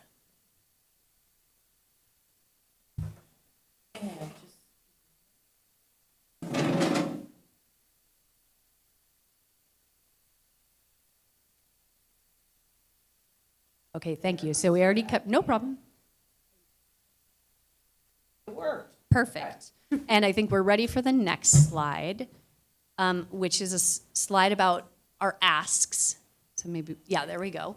So our asks are, we are hoping that you will pass a policy for phone-free schools at all levels, including the high school level, for all day, and this includes lunch and passing periods and school-sponsored activities whenever students are being supervised by district staff, with exceptions for medical needs and IEP plans. And we're also asking for a prohibition on integrating social media platforms into student education and communications, school-to-student communications run by the school district. So this doesn't prevent a school from using social media for non-student community communication or for parent-guardian communication. But the reason for this, I'll share an anecdote. One of my children was getting into trouble on social media. We found discriminatory, homophobic, manosphere kinds of things on his phone. We immediately had him get off all the platforms he was on. And within 1 week, we were trying to get him to re-engage in the positive in-person things in his life. And within 1 week, he drove himself to a soccer game an hour away, only to find out that the game had been canceled, but he couldn't know that because he wasn't on social media. And we as parents were forced into a choice of, do we let him back on this thing, which is clearly a very negative force in his life, but then we're keeping him away from the things that are positive forces in his life. And to have to make that choice, parents should never have to make that choice. And students should never have to make that choice because they're required to for school. So those are our asks. Okay, so we're on to slide number 3, which is the why. So the first section is improved focus and academic performance, which is pretty much a no-brainer. Without students having personal devices, they're going to be more focused, they're going to be participating more in discussions, and they're going to have stronger academic outcomes. For meaningful social interactions, the first thing that people say when the phones get taken away in schools that have done this successfully is, wow. You go into the lunchroom and you hear students talking to each other. You walk down the hallway and a student is looking you in the eye and their earbuds are out and they're hearing you say hello and they're responding back to you. It is amazing.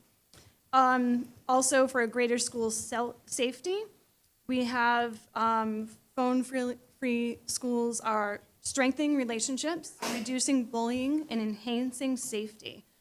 We're going to address crises in a minute, but school safety experts agree that students are actually safer without cell phones because this can be very distracting during emergencies.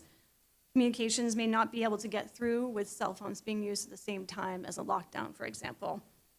And also, another fact is that a third of students are exposed to pornography in schools on cell phones. And the last two sections for enhanced mental health, we have 50% of students in the United States right now getting 237 notifications on their phones per day, per school day. So cell phone use is tied to increased anxiety, isolation, and depression, and phone-free environments reduce this. Finally, there's a reduced burden on teachers, and if you could go to slide 12, if you don't mind skipping ahead. We want to, slide number 12, I tell you when to stop.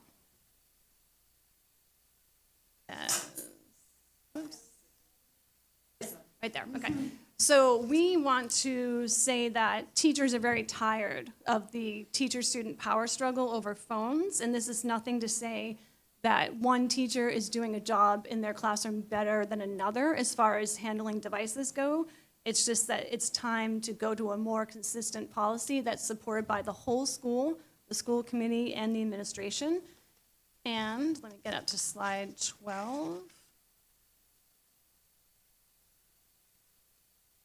As Eli Chastik, who spoke before, talked about his work with trying to advocate for cell phone controls before, he did a poll of NHS teachers, and at that time, this was about 2 to 3 years ago, 80% of teachers at NHS supported a stronger cell phone policy.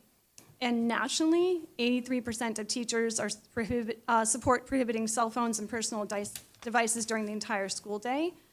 75% of member teachers report social media as a serious problem. Cyberbullying is at about a 40% rate. And 72% of high school teachers say cell phone distraction is a major problem in their classroom. Okay, so you can read the other statistics down there for yourselves, and I'm gonna to Emily. So for the purpose of building a policy, we wanted to address some of the frequently asked questions or concerns that we hear through all of the work that we're doing, or I'm doing in coalitions across the country. We're talking to a lot of principals and a lot of school teachers. So how do these policies affect administrator workloads? There's often a concern that it's going to be a greater burden to take on a policy. And actually what we're seeing is they ultimately regain their time and then some.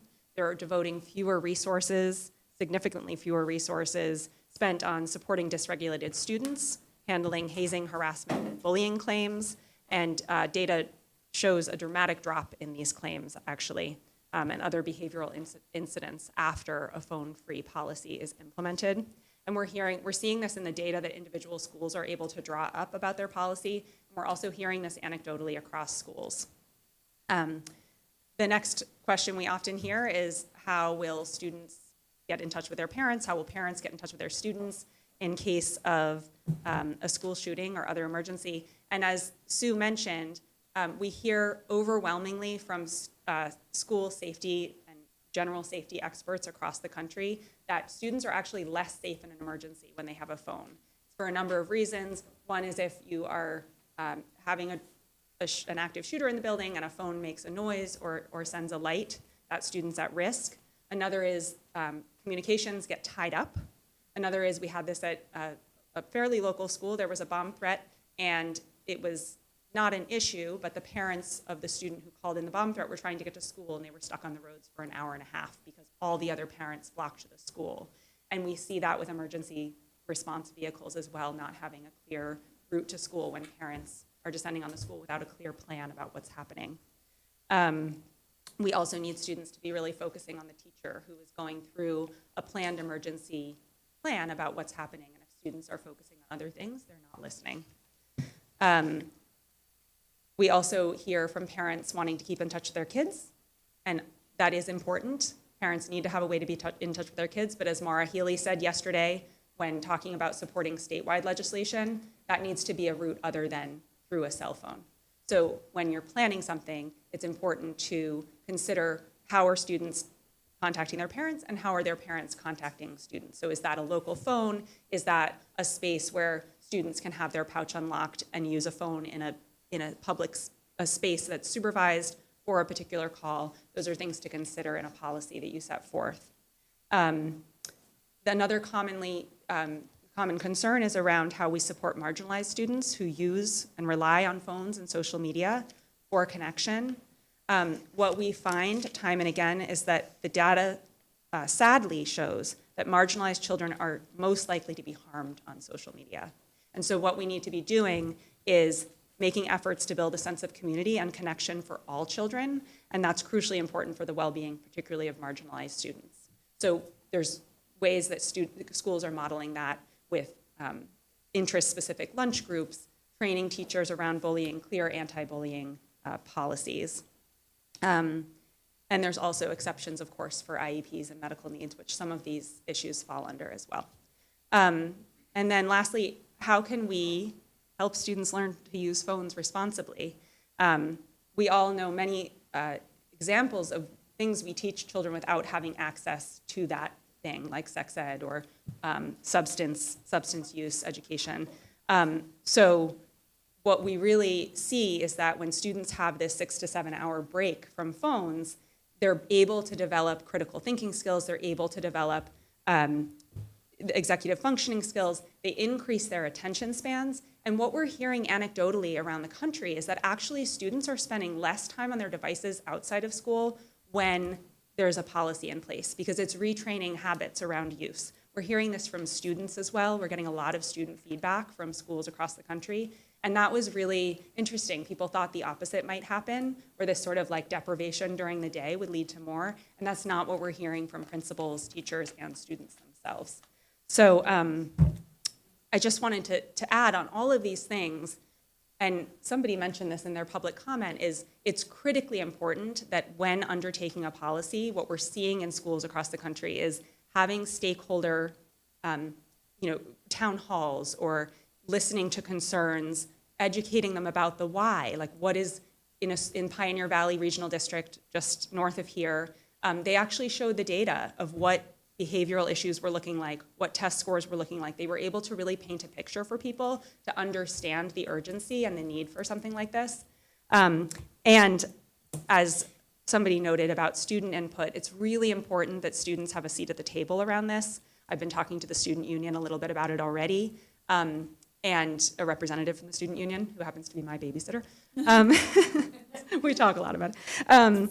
And there's ways that school leaders do this. So I was with a principal from New Haven, Connecticut recently, who said that he had made the decision that they were going to have the policy, and so he brought the students in to figure out what sort of accommodations, what sort of things they needed added into their school day. They asked for things like Uno and Scrabble in the school cafeteria. They asked to be assurance about how they would reach their parents, how they would reach their place of work. And so those kinds of feedback and bringing everybody to the table is really crucially important for a successful policy as well. Thank you. So the next slide has just a tiny bit of information. Oh, phone storage options. You want to do this one? Oh, you want me to do it? Okay.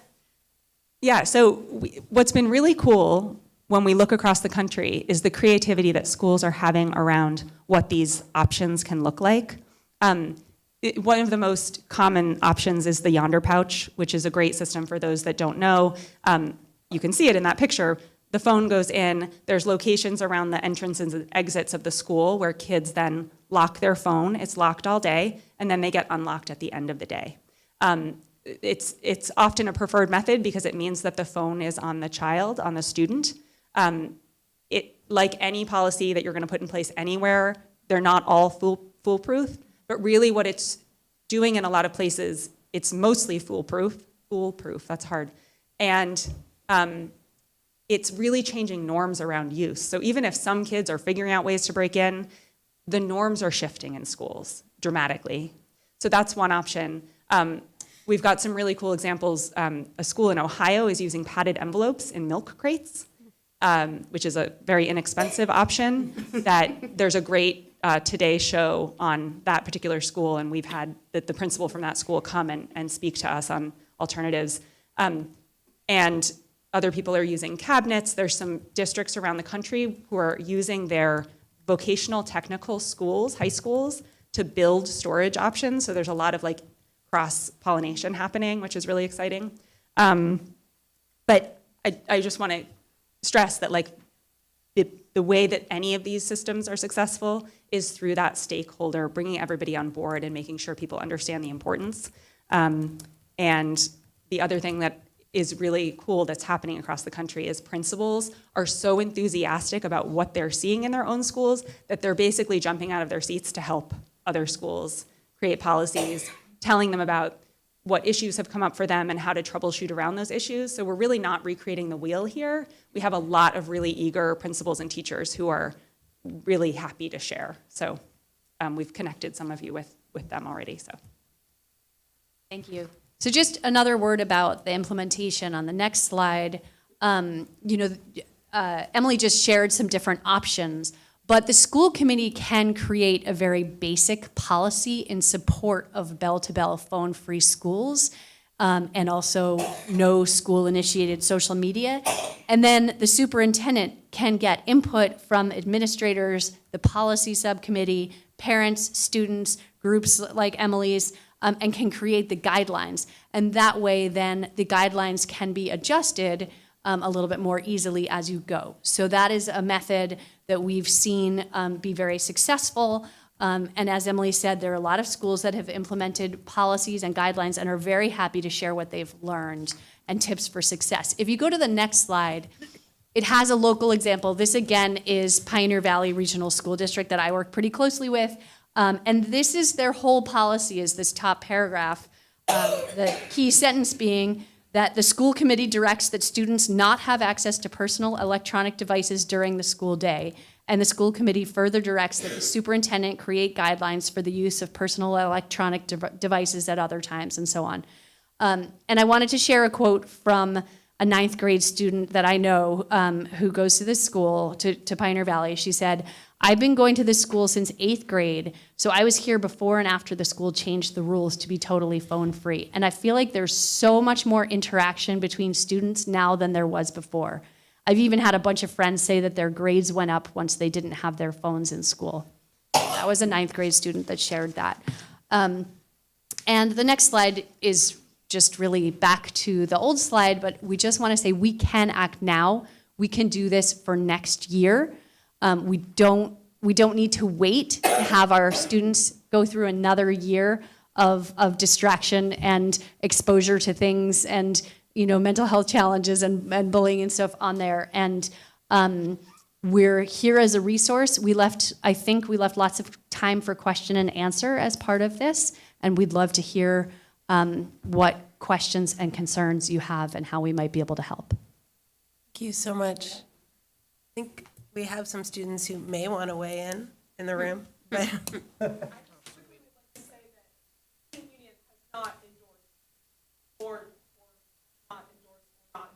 We have not commented on this policy. And it will.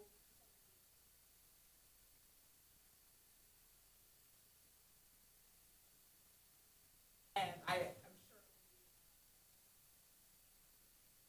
sure. yes, I wanted to just clarify at that point. I was trying to arrange to have and we ran out of time. Okay, good, yeah. I know exactly what you're referring to, but I just wanted to. I wasn't trying to misrepresent the student union. We have not had time to discuss that issue, and we won't probably until next week. And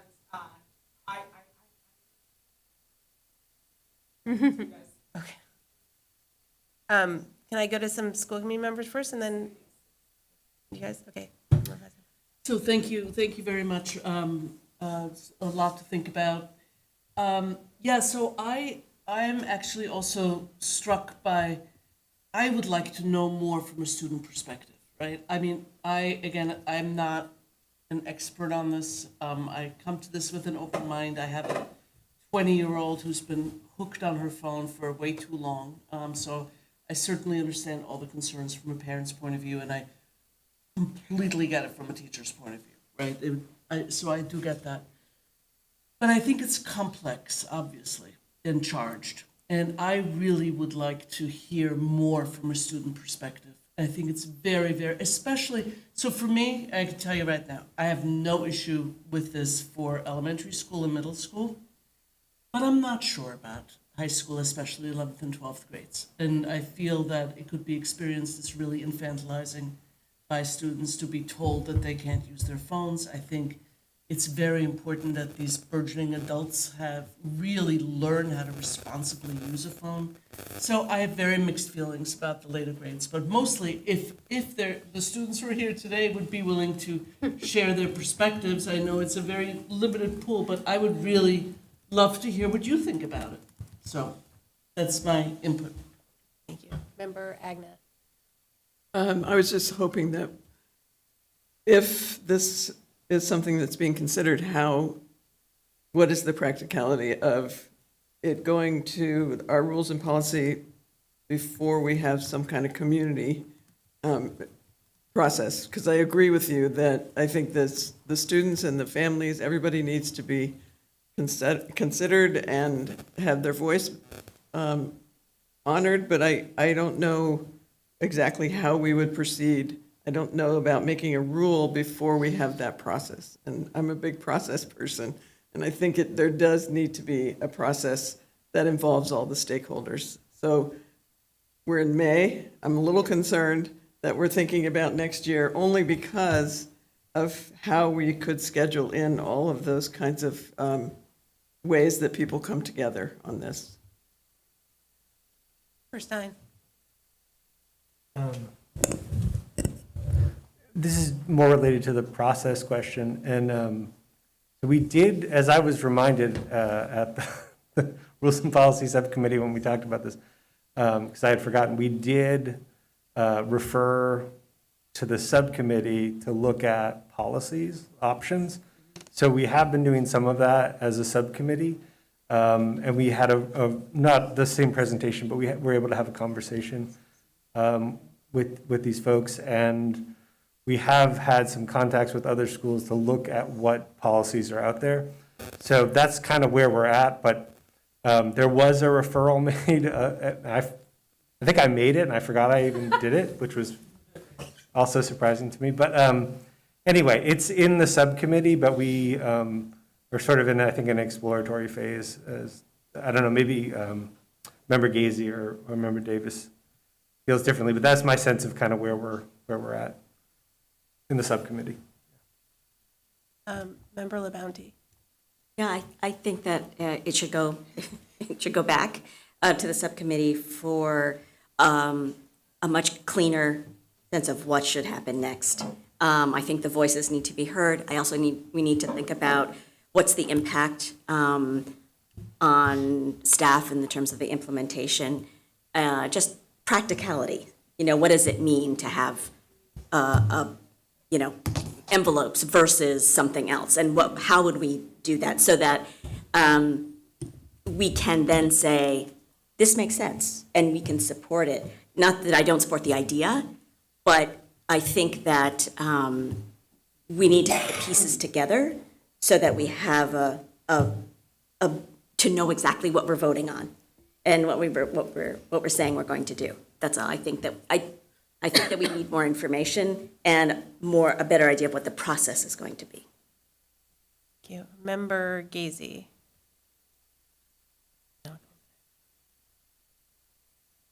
So, in response to the question with Ms. Agna about the process, we did, through Reconnect, sponsor a talk by Dr. Allison Baker, who is a psychologist who has studied this issue intensely. Its presentation was given on April 7th in the high school auditorium with lots of notice given out to parents, etc. That was an excellent presentation. I came away really resolved that this would be in the best interest of our students. However, I do hear, especially with the public comment today, that we have to include student voice.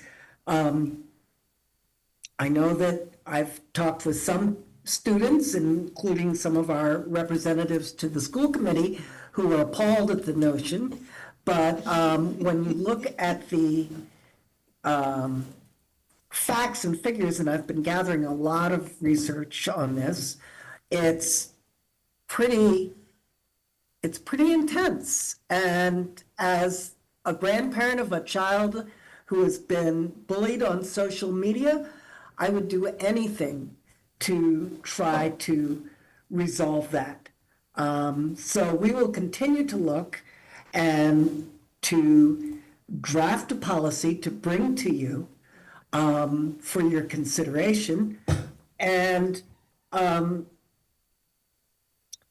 will also reach out to the student council and see if we can find some students to come talk with us or perhaps participate as we discuss how to do this. But I would truly hope to be able to implement it there. One consideration is cost. The Yonder pouches, which are pretty much the best system because the students actually keep hold of their own phones during the day, so there's no loss, but I think they cost, well, the Yonders cost 30, there's a dollars per pouch. There's less expensive options. But, you know, early on, while we don't have money, maybe it's something like those card files and milk crates. But that's what I have to say. Thank you. Okay, thank you. Okay. Go to Member Miller and then Member Davis. So my first impulse is to say, yes, absolutely yes. But having a child with ADHD who was certainly distracted by the phone, that's my first impulse. But I think what's really essential is that not only do students need input, but caregivers as well, because in order for this to work, caregivers would also need to know what are my options for reaching my child if we're not going to be allowing cell phones. So there's lots of considerations that have to be looked at. And I think meeting with caregivers and also providing education about, well, this is how the system will handle that during the day. And again, as I think Member Agnes said, somebody said that it's not challenging as much in the elementary schools and middle school, but once you get to high school, that's going to be challenging. But I think there's got to be a lot of input from students, but also caregivers. Thank you. Member Davis. Thank you. Here. In rules and policy, I think your memory is right on, Member Stein, about what we talked about. One of the things that we talked about in rules and policy too was the reaching out to other communities around that have done it. How did they do it? What were the glitches? What worked well? And I'm also thinking about the best ways to, speaking like what Member Miller said about education, like of the parents too, or caregivers too, of like, what's a good letter? Make sure that people understand what the process is, if we were to do this. What's the best way to communicate? One thing that we haven't sort of solved, I'm wondering if there's an answer to this. I teach elementary school. We've got kids with watches. Mm-hmm. And they have that for safety. That's what the parents say. Well, they walk home, they're alone today. He needs to have his, anyway, and that's, it's a brave new world. There's going to be all kinds of new stuff. So I've been wondering if there's a tidy answer to that, or if that's. I forgot to say on my slide that it's personal electronic devices, and that includes phones and smartwatches. All of it. And earbuds, and that, the student can still have it when their device goes home with them at the Sure. end of the day. Yeah. And a tidy answer about it can look different across age levels. Sure. So I have a lot of examples of elementary schools, because the child is typically in the same classroom all day from when they enter and when they leave. Yes. It can be as simple as one school has locked toolboxes. Sure. Like metal toolbox. Yeah. So, the younger the child or the way the school is working, different systems work differently. Thank you. And I just want to say, with the crates that you saw with the envelopes, that low-cost method is you load them in at the beginning of the day, and then that crate goes to the student's 4th period class or final 7th period class, whatever kind of building it is. That's how that would work. And to speak to Ms. Miller's concern about the caregivers, I can just speak as a teacher.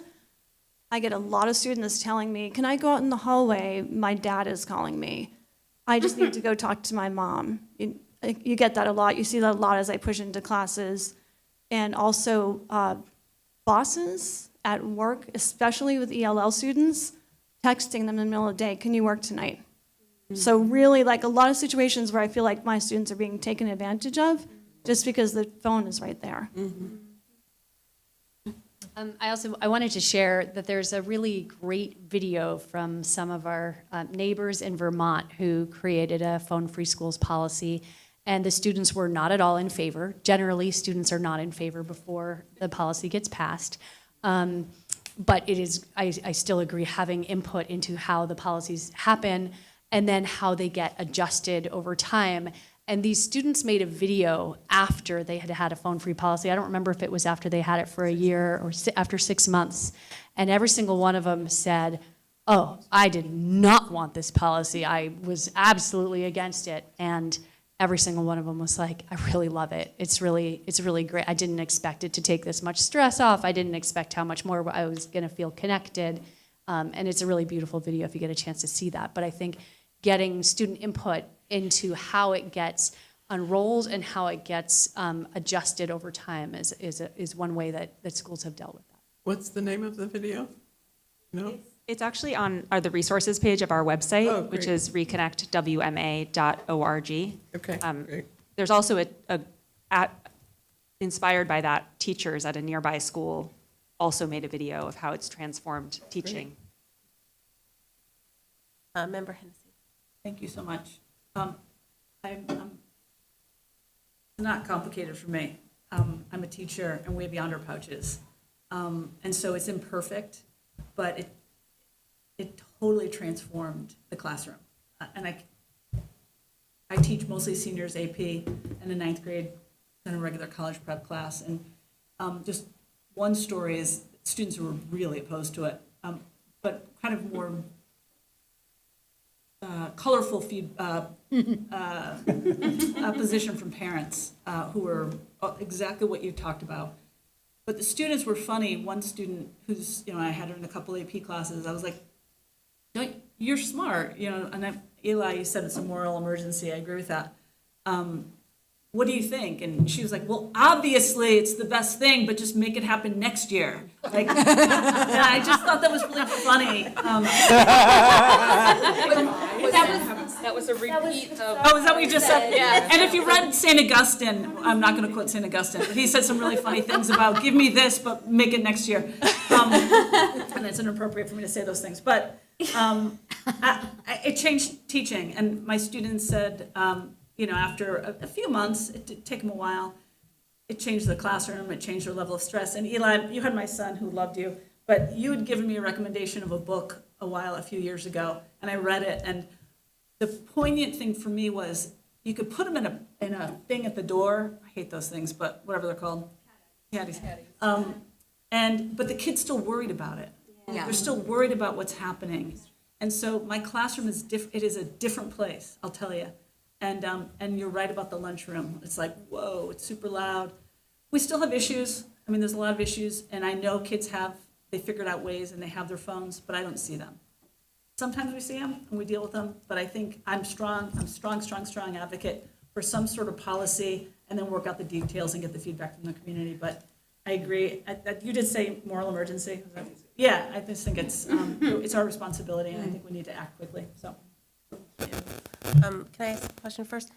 Have you seen something implemented mid-year? I mean, is it usually like start of the year, you start fresh? Or if it took a little bit longer to work through the process and make sure all the stakeholders had? We did it in March. Oh, okay. Holyoke did it in October. I mean, it's not, there was a big grant from DESE about 2 years ago that was allowing schools, Chicopee, Holyoke, Swampscott, Brockton, East Boston High School, tons of schools.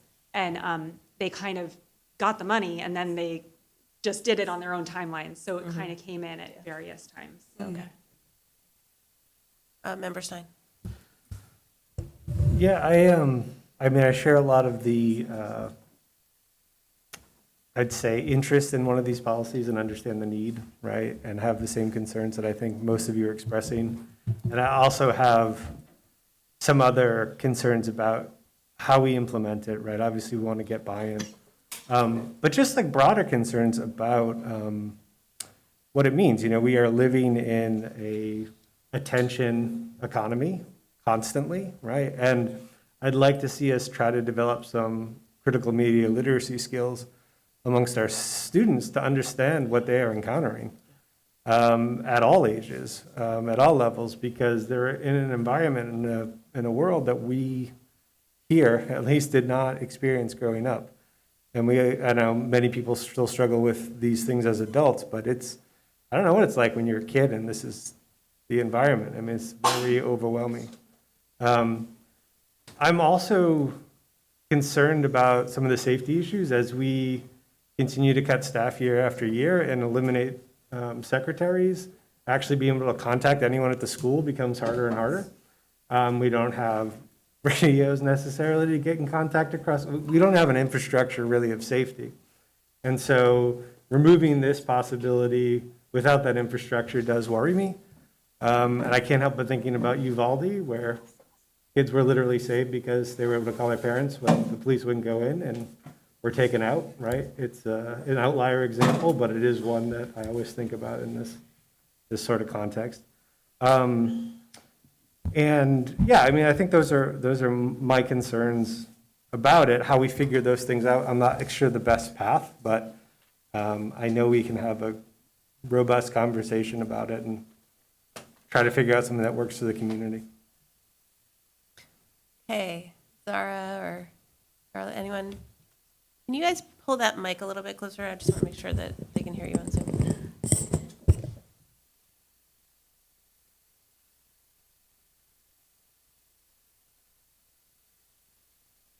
Okay, yeah, I really appreciate the presentation. I think it was very helpful, and I do agree with a lot of the points, but I think one of my biggest concerns is like contacting parents for like when plans change, especially with Miss Eastman gone. I don't really know how those solutions would work, and yeah, that's one of my biggest concerns. And also with buses, the timings are very inconsistent, and I always need to, sometimes I miss my bus due to inconsistent timings, and I need to call my parents to pick me up. So if there was rules on buses, that would be a concern for me.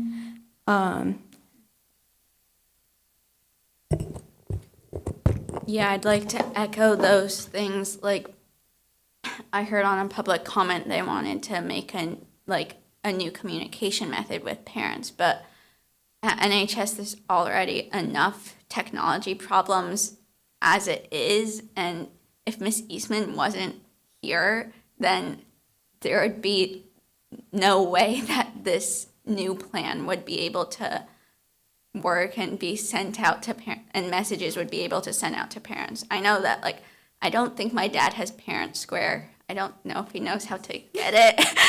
And that's just something that's already in use, and he doesn't get notifications from it.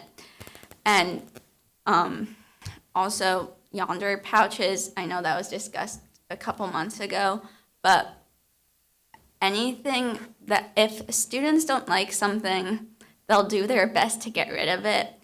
And as you may have seen or heard about, students can be very destructive, and that would be a lot of money to spend just for it to be like attempted to destruct, and most likely successful because of the will that the students will have to break them and get their phones. I also want to say, I thought that the caddies were the most effective method that I've seen so far, and I do think there's a level of personal responsibility on the student to be able to deal with their phone and phone addiction like on their own. I feel like if you're an 11th or 12th grader, like it's your responsibility to put it in the caddy, and if you don't, like, you're not going to do well in the class, but the option is right there to be able to limit that distraction.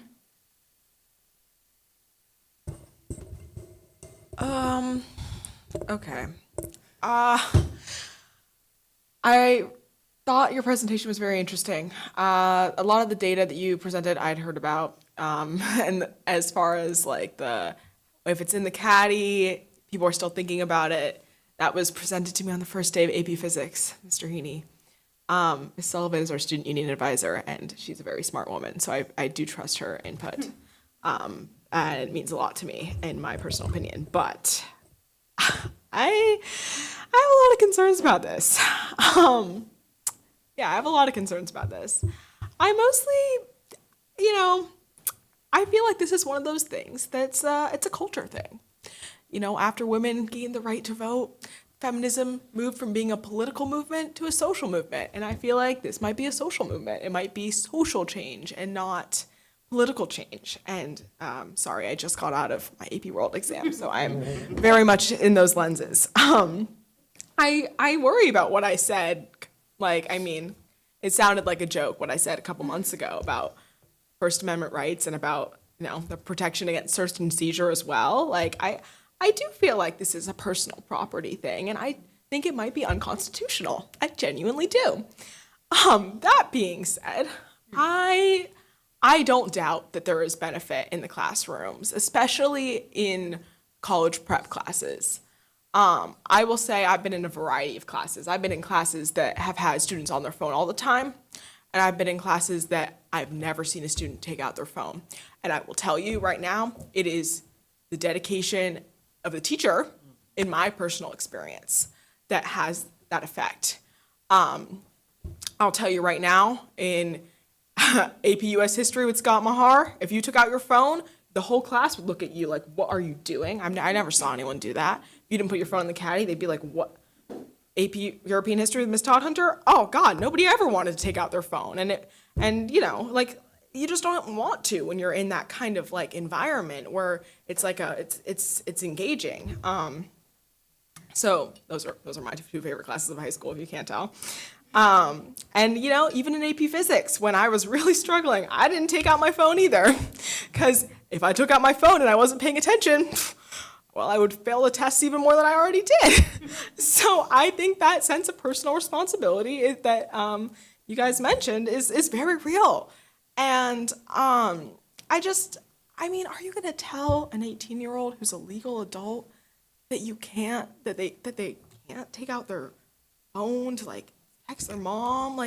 I don't doubt we're hearing from these parents right now that they're completely in support of it. But I'll tell you right now, my mom would not be in support of this. I remember when I talked about this 2 months ago, she just was like, because it's I have a smart daughter who has enough personal responsibility, and I do text her midday all the time. I was in my AP test and my mom was like, I'm at the RMV, I need how many miles are on your car?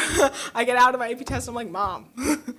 It's I have a mom, small things like that. And I just really feel like I really understand where you're coming from. I really do. I went off social media back in January. I think I was off it until April. And during that time, I missed a lot of information. And but I also am like, well, some of my favorite things are watching the NHS College Decisions page. I love it, refreshing it whenever I'm like, oh, Ella Hendricks is posting the results for this year. Yes. And like, and other clubs things. Like, I feel like we have a lot of fun on our student union Instagram, like the Hamp Senior Assassin. I like watching those things. And I feel like completely separating that, would be a real detriment to just the enjoyment of, like, a real online world. The world is changing. And computers aren't going away. I remember in 8th grade, Miss Picard, back in the days when she still worked here, she was talking about getting Chromebooks removed. And that just doesn't work in today's world. It really doesn't. AP exams are online. We do research projects online, and I feel like, and I read books for them too. I do. I really do. I read a 400-page book on Catherine the Great this year. But the world is changing. I just don't think that this is the right decision. I feel like we gotta adapt to how do we teach with phones as something that people see, like as a social change, as something that people have but don't use unless it's an emergency. And I think that really, like, that environment of, like, put your phone away is a real thing. And yeah, I really just don't feel like this is something that the school committee can, for high schoolers, I don't think that you can tell high schoolers what to do, especially those ones who are 18 and legal adults. And if we were to implement this policy, here's a few things I would like to say. I think that you should allow the student body would have to be made aware of this long before it was ever voted on. I want people to know.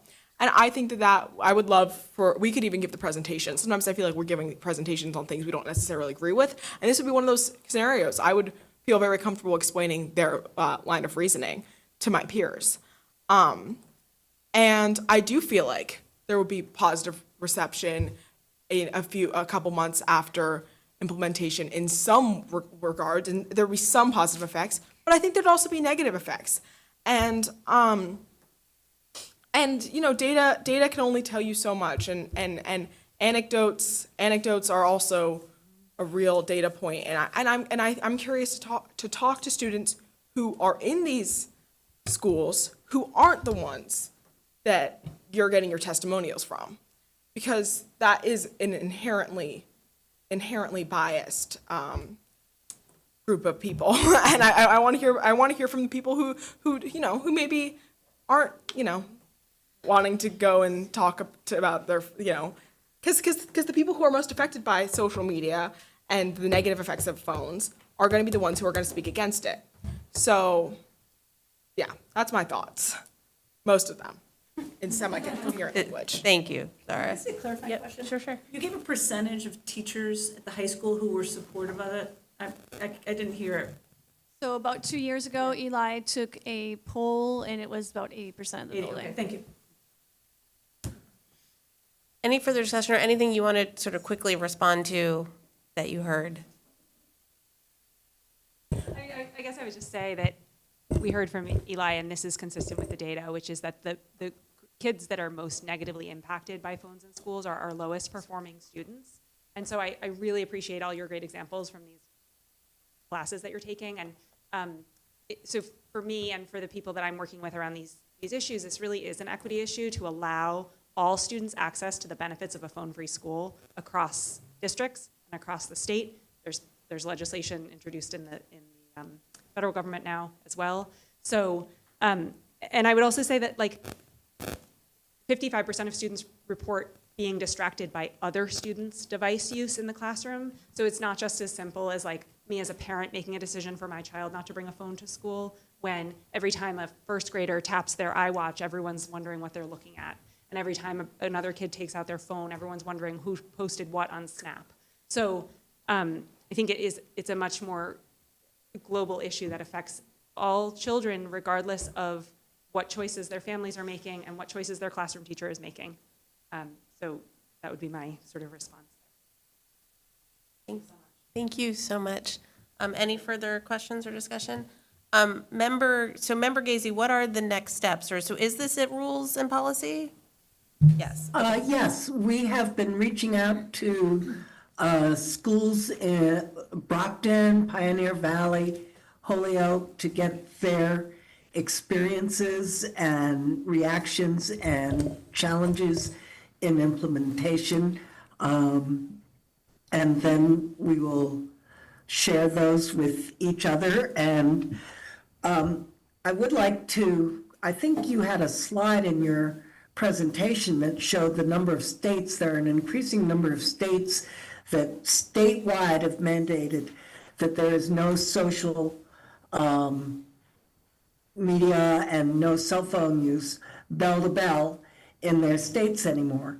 And in fact, DESE has sent out guidance on this issue. So I think it's a rolling trend that will probably be coming soon to a theater near you.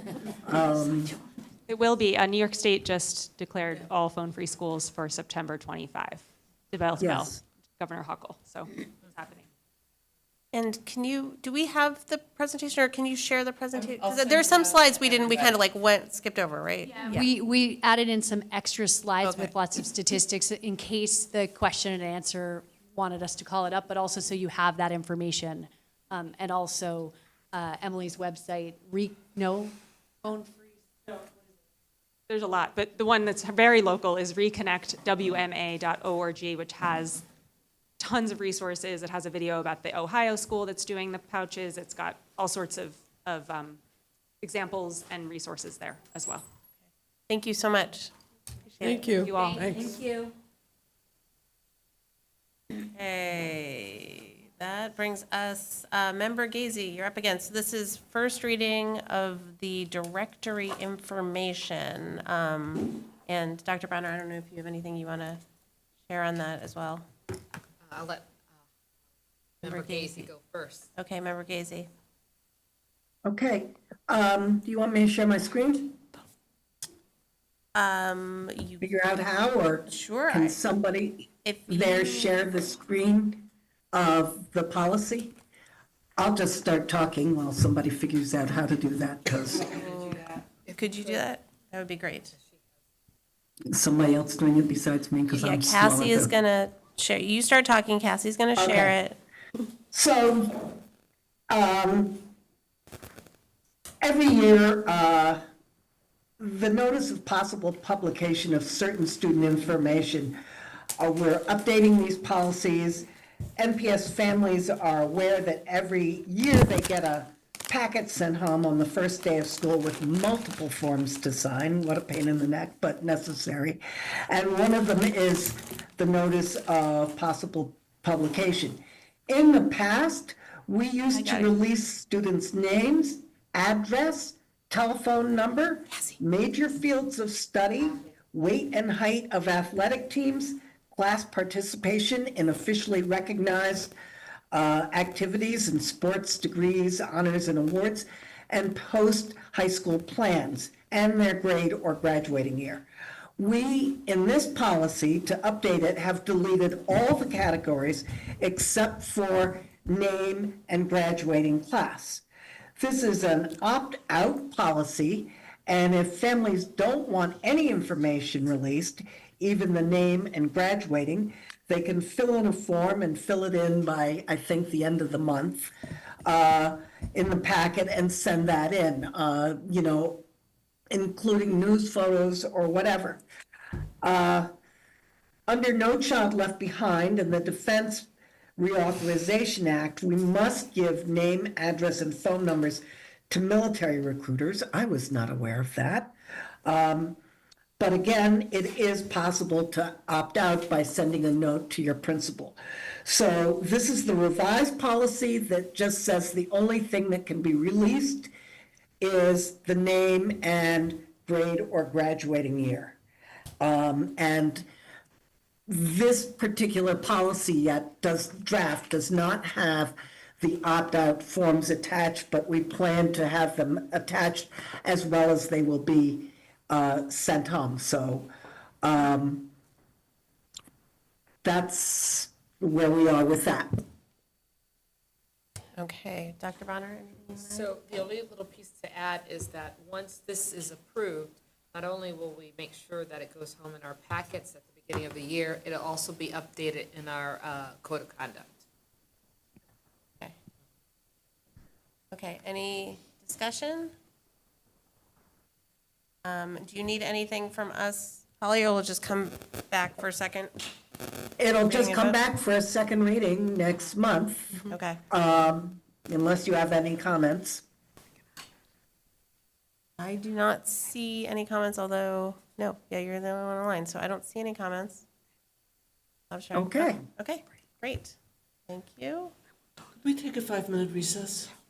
Yeah, let's make it 8 because we 8. never hit 5, so. Let's make it 8. Let's make it 8. May I say one thing before we recess? Yes. Quickly, yeah. I'm sick tonight and I would like to, I may go into a fast fade. So basically, can I give my RNP report, rules and policy report right now, which is 30 seconds long? So we can take, would that be okay? Okay, sure. As long, no one has an objection of moving that? No. Okay. And yes, please. Okay, in rules and policy, we've been working on the cell phone policy. We've been getting resources. We haven't drafted anything yet, as we talked about. The other thing we worked on was the notice of possible public, this draft. And so that's it. I think that was less than 30 seconds. Okay, great. Any questions? Any other comments on rules and policy? Okay, thank you. I hope you feel better. Yeah, I'm just gonna go to bed, but keep my computer with me, but if I fall asleep. Okay, what'd you say, Cassie? Just for Ollie to feel better. Yes. Sorry. Yes. Okay, so we're gonna take an 8-minute recess now.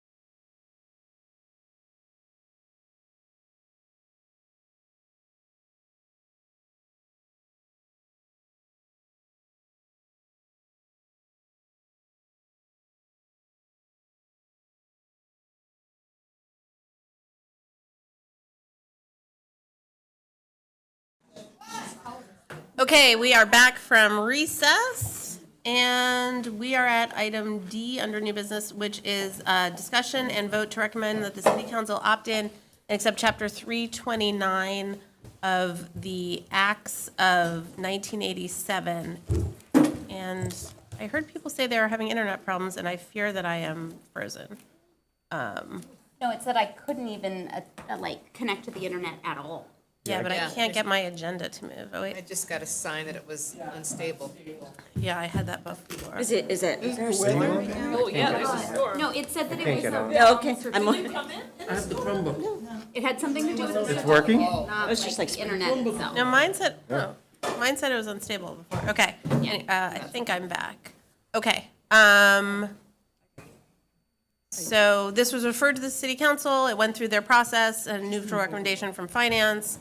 And then on second reading a week ago on May 1st, the motion failed 3-5. And it was requested by a couple members that it come back here for a discussion. So there it is. Okay. Member Stein. I can't get online, so I get no Zoom, whatever. So just so you know, I'm not there if you're looking for hands. Okay. You're here.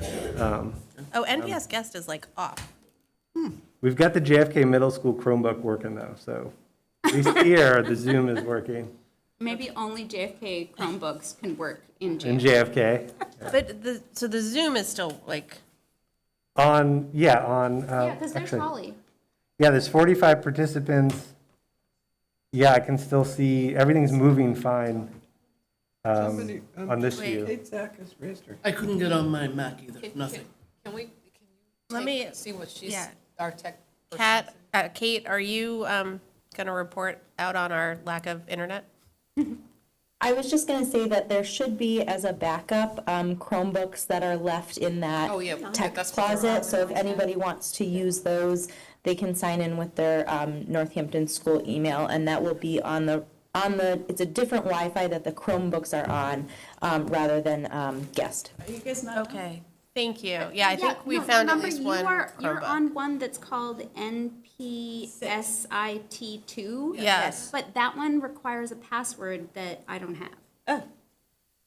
Yes, only the school Chromebooks. Personal devices can't go on that for security reasons. I'm on it. So Well, so we had been put on it at one point. one Like there was one meeting where we were logged into it. So some people maybe are, but some aren't. Yeah, I wasn't at that meeting. I was a person at that meeting. Okay, well, if we need to, someone knows where the Chromebooks are? Yeah? Yes. Okay, we will find more Chromebooks if we need to find more Chromebooks. Thank you. Thanks, Kate. Okay. All right, back to business. So, as the mayor said, the second reading failed to pass the city council. However, they will be beginning their budget hearing process shortly, and we will be sending our superintendent to present our strong budget and make the case for why we need those additional funds. In order for them to fully have a hearing of these actual budgets from departments in any way that makes sense to actually hear them, they need to appropriate the power to opt in order to engage in a democratic process to decide how funds will be allocated, at least vis-a-vis the schools. It is another tool that the city council has at their disposal. The community is clearly split in many ways, and there's disagreement. And it would be highly appropriate and effective for them to appropriate this power in order to meet the request of the school committee, or at least consider it in a serious way. And then there's, it would play out as a process of negotiation. And what I've heard is that they don't want that power, and that they feel like it will hurt other departments, even though we haven't been given any rationale of what those choices would look like, or how those trade-offs would be made, or what assumptions under which those choices would be necessary. So I feel a lot of resistance. There's been a ton of resistance to engaging with us, period, whether with the Budget and Property Subcommittee or with the school committee or at large. And I think because we are sending our superintendent there to present our strong budget, we need to also send a message to them that we would like them to opt in. That's why we're bringing it up today. There's plenty of time for them to do this before the budget votes. There's no rules that prevent them from reconsidering this again. One of the things that they expressed concern about was that the school committee had not sent a recommendation or voted on this, so we can do that here tonight and send it to them. And whether or not they decide to take it up again or decide to appropriate the power to actually get involved in the budget process will be up to them. But as a body, I would urge us to recommend that they do take this step, which only increases the democratic participation and discussion around budget priorities and what the budget looks like. And also doesn't require them to do anything. So, yeah, that's why we brought it forward, and I hope you'll support me in passing a motion to direct them to do so. With that, I'll make a motion to, I can't read my agenda now. Thank you. Make a motion to recommend that the City Council opt in and accept Charter 329 of the Acts of 1987. I'll second. Members made by Member Stein, seconded by Member Weisenfreud and Member LeBounty. So Mike, I just wanted to ask you, you said something that they said we hadn't, but we've done it. We did it months ago, yes? I guess I'm confused about that statement from the City Council. So we voted to pass the strong budget. Yeah. Right, which would, absent the mayor bringing forth a budget that included that, would require them to opt in. Right. But what they're saying is like, we didn't actually vote to encourage them to opt in separately. We did that months ago, though. No, we didn't It take didn't a. pass? I don't think we took a vote. Oh, I thought we voted. No, we didn't vote? I thought we voted too. You don't think we voted? No. No. On the opt-in. On opt-in. It was just a different school year or fiscal year. It was last fiscal year. Oh, that's why. That's the difference, okay. And But we did vote the previous fiscal year. So are you wondering why does that not count? right, in their minds. I guess I was wondering like why that didn't count in their minds, but also, I mean, obviously I've asked them to opt in a couple of times, but seeing as they just voted it down last month, I'm wondering about the value proposition of it. Not that I don't completely agree with it. I'm just not sure how that moves us forward working together on that, or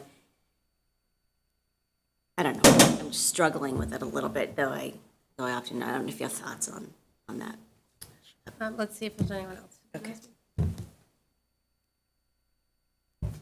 Oh, I'm sorry, Margaret, go ahead. I'm sorry, Member Miller. Well, I was just going to say, the only thing that confused me was I read something about the city council being concerned about pitting one department against another. So meaning, like, pitting the fire department, say, the police department against, or the Department of Public Works versus the schools, like they didn't want to pit the departments against each other. So I was just confused by that. Would you like me to respond?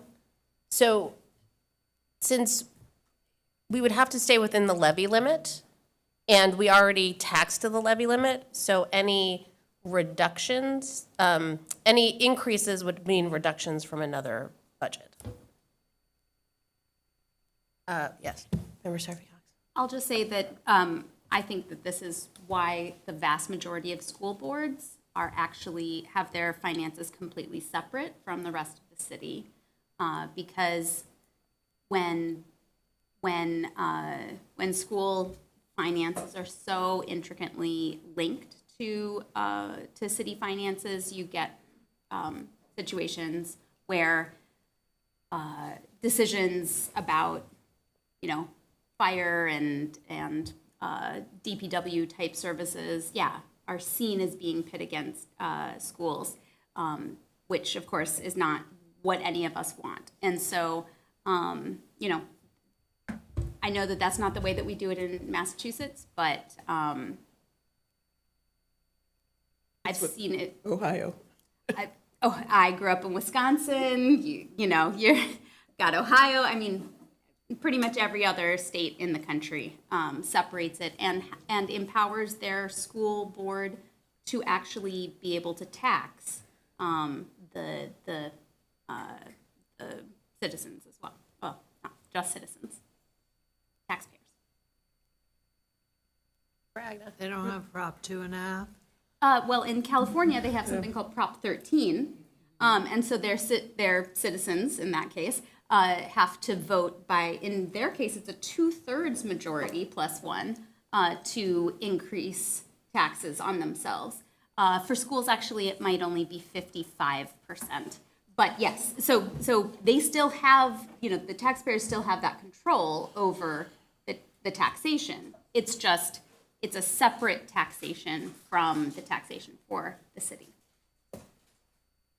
Member Agnew. Just a couple of comments. One about, we've been using the word democracy a lot, and we have a representative democracy, so that not everybody has a voice necessarily, but everybody has a chance to vote for representatives. And that's what happened in the council.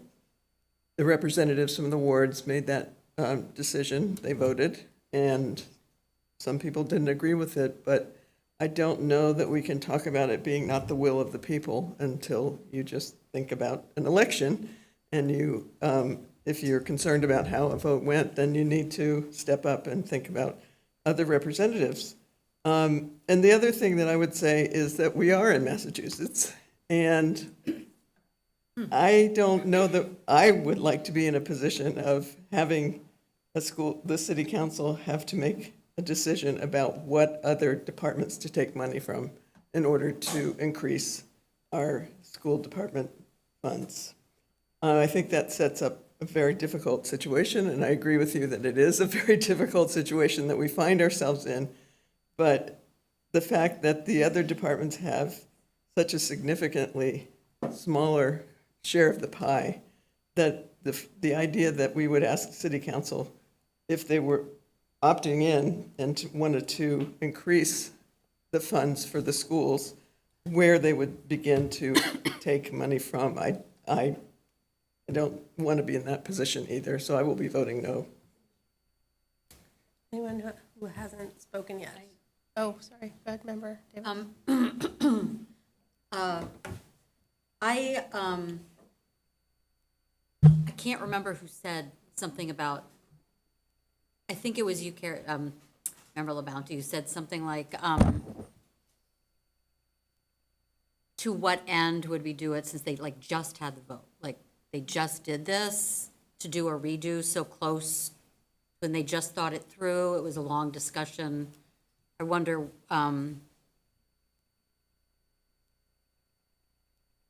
it would be fruitful and good use of their time or our time or whatever, but also, I completely agree with the idea of the sense, even if it's not true, but I think it is true, the sense of pitting the different departments against each other doesn't sit right with me. Thank you. Yeah, Member Hennessy. I guess that's what it is, though. Like, it's kind of messy, and like, Yeah. well, that's how it is. Microphone. Oh. Hello. I think it's just messy. And, Yeah, and it's there are trade-offs, and so it's a terrible position. I don't, I'm not running for city council or mayor. I don't want that. But those are hard trade-offs to make. My view, and I'm not even thinking about past mayors, I'm thinking about future mayors. What if we get someone who doesn't like public education at all, doesn't believe in it, and says, screw it, I'm sorry, doesn't, I don't, like, without even saying anything else, we're not gonna fund it, actually. I want a body who could say, actually, we're gonna opt in. It's not about this mayor, another mayor, it's about a future, and I think we need checks and balances for that. And it is pitted, I don't know, like, those are hard decisions, and I wouldn't wanna make them, they're really, really hard. But what if, in the future, I'm just saying then, we don't even have to say, that happens. I want that option for our city. So that's why I would support this. And I get, I'm sorry, last one. I also get, they just did it, it might be not fruitful, but here's the vote we have. Member Weisenfeld. Yeah, I also, I feel like we're, jumping ahead. I think, from the way I understand it, the opt-in is an option that is made available to the city council. It does not, and there are a lot of hoops and approvals that have to happen for them to do anything, right? It is an option. It is expanding their power to make change, to jump in. I mean, I also, I'm not here to say that anybody doesn't mean well, but we're in a very, very difficult situations with the schools. And this budget is not adequate for the schools. There was somebody at City Council, I think at the last City Council meeting, I was so impressed with her. I think her name was Nell. And she talked about the, more globally in America, and as she talked about, we're talking a lot about the dangers of this current administration and what it's going to do to education, right? And she talked in such a compelling way about the intentional underfunding of schools for decades and decades and decades, right? That have resulted in a really many very, very uneducated people. And I think that especially now, during these years, we have a responsibility to radically fund the schools, to make sure that our children are really okay, that the teachers have what they need. We have money in the city. I don't understand how, I really just have to say this, okay? How could we cut $12,000 in classroom supplies? Member Stein said in our last Budget and Property Subcommittee meeting, do we ask the cops to buy their own cruisers? Do we ask people at DPW to buy their own shovels? It's not okay. We should have a policy that prohibits teachers from using their own money to fund the classrooms. It's not okay. We have a lot of money in the city, even if it is one-time fund. I don't want to talk about it anymore if it's recurring or one-time. We have a lot of money. And there are many ways that what we could use one-time funds and figure it out together. So anyway, I think all this is for us to say, we want you to have every tool available to you to make the broadest number of decisions around the budget. And so this is why I support it. Okay, Member Stein and then Member LaBounty. Member Miller. Oh, sorry, and then Member Miller. It's rare that I get to use any of my expertise. Well, expertise as a political theorist, but I do want to mention a few things about democracy and representative democracy and how it's being used in this conversation. The broader conversation, not just this one tonight. When I hear people say that this is a more democratic choice, what they're saying is that right now, one elected official behind closed doors is making all these decisions, weighing departments off each other, figuring out how much they can do, how they want to structure things outside of view of the public, and that's it. And so democratic in this sense, right? Even if we read the letter that is attached to Dr. Bonner's presentation, it says we've asked other departments to reduce increases. It doesn't list which departments, it doesn't list what the impacts are. We have had no insight into what sort of trade-offs are being made and how those trade-offs align with the values of the city, right? Nothing. I have asked for 2 years. What are the things that are more important in the city's budget? Is there anything more important that we can't cut than a reading interventionist for a first grader? And I think we could probably find some if we looked across the whole city budget. So my point to everyone saying that we don't want to be weighing it, that's already happening and we're losing. Regardless of the historic increases, we are losing when you are valuing things in different ways and making decisions. And you can make arguments for why they need to be arranged that way, but there's not even any arguments being made. And the decision-making process itself is not clear.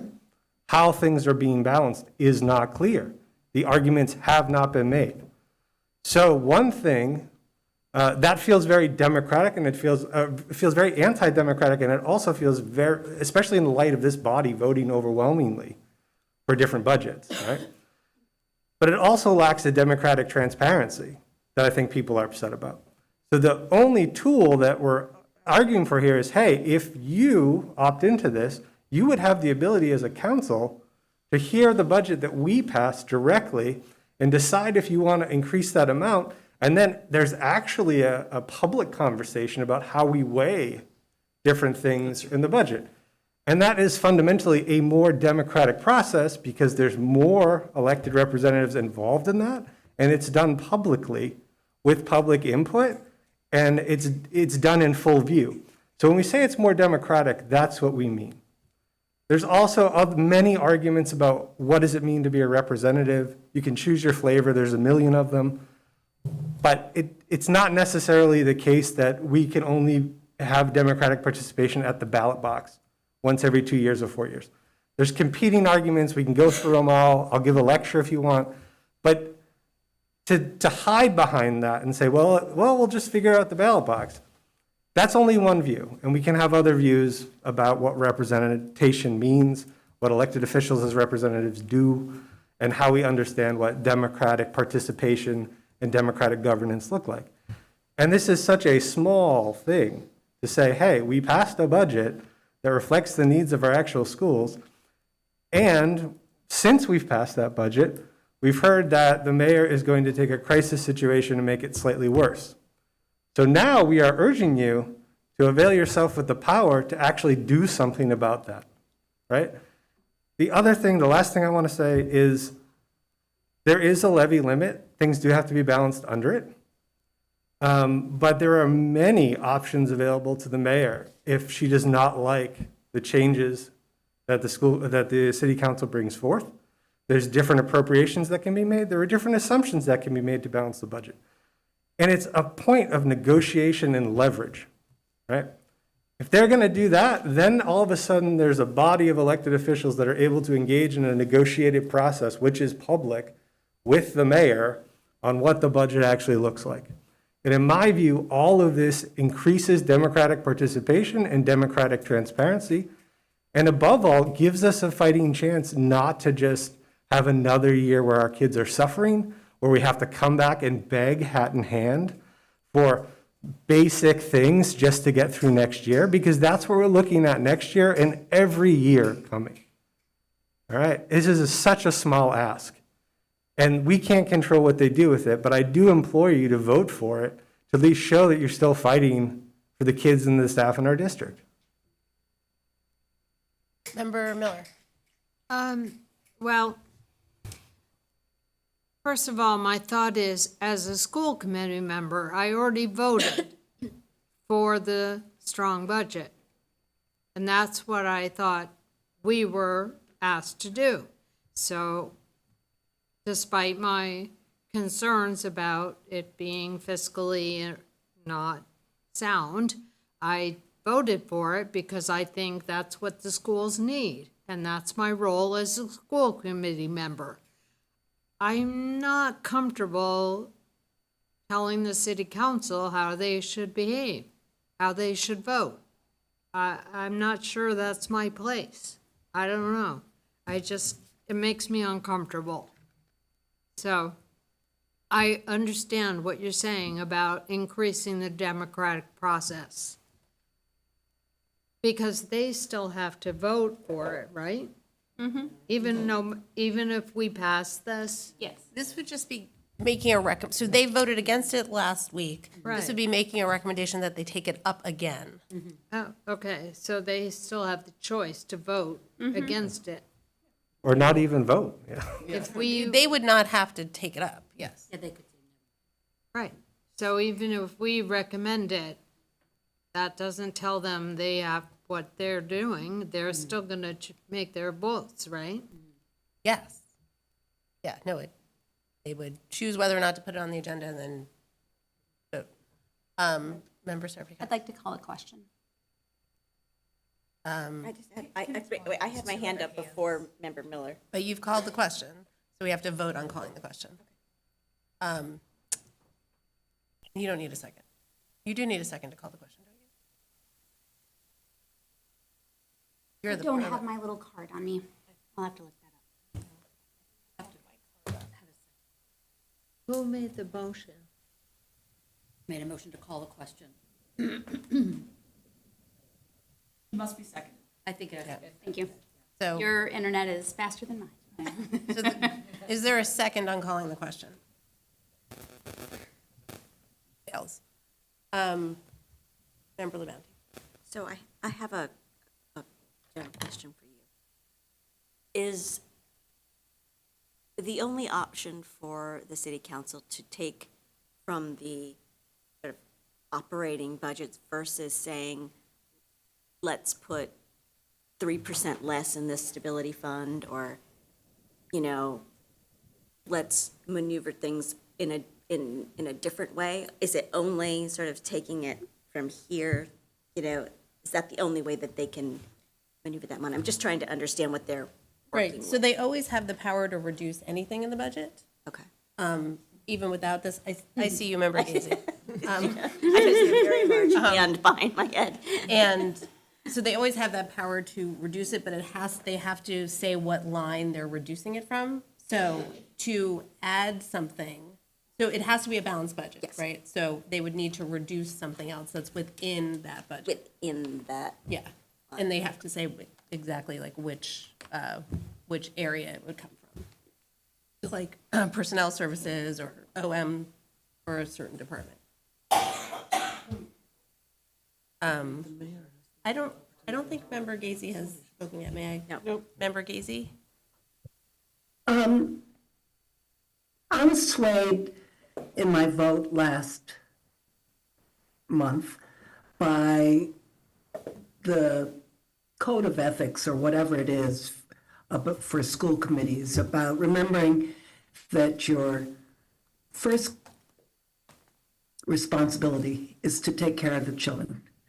But then I went back and looked up, and there is a second part, which is to be fiscally responsible.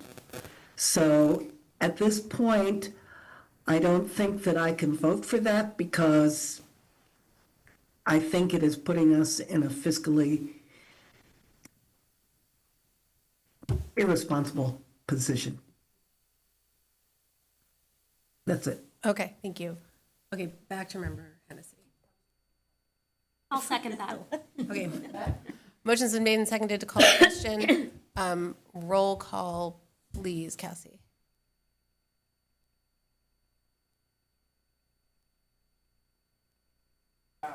Yes. Member Hennessy? Yes. Member Miller? This is to call the question, To stop discussion. to stop discussion so that we then vote. Oh. It's not on the motion. Yes.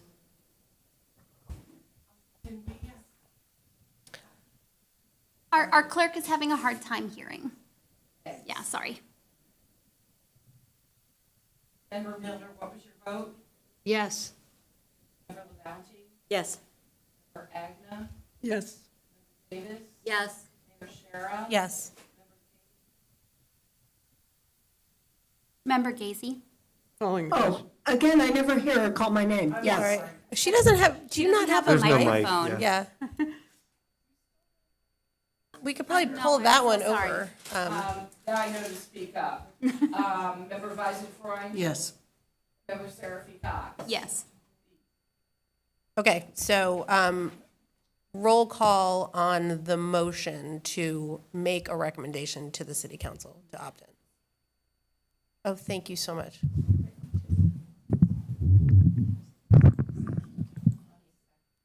Yep.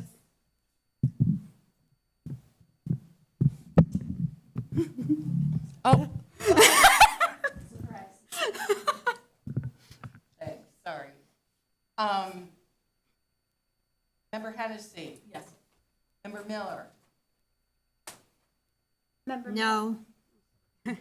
Member LaBounty? Yes. Member Agna? No. Member Davis? No. Mayor Shara? No. Member Gazy?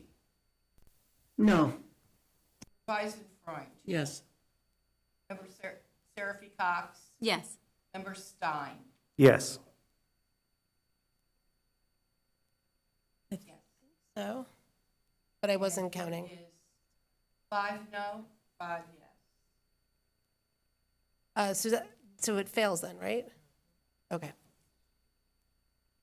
Okay, moving, it's rare we have a tie vote. Moving to reports and recommendations. And Dr. Bonner, superintendent's report with a budget update. Okay, with the time, I'll be brief, but we'll allow some time for questions if you have any.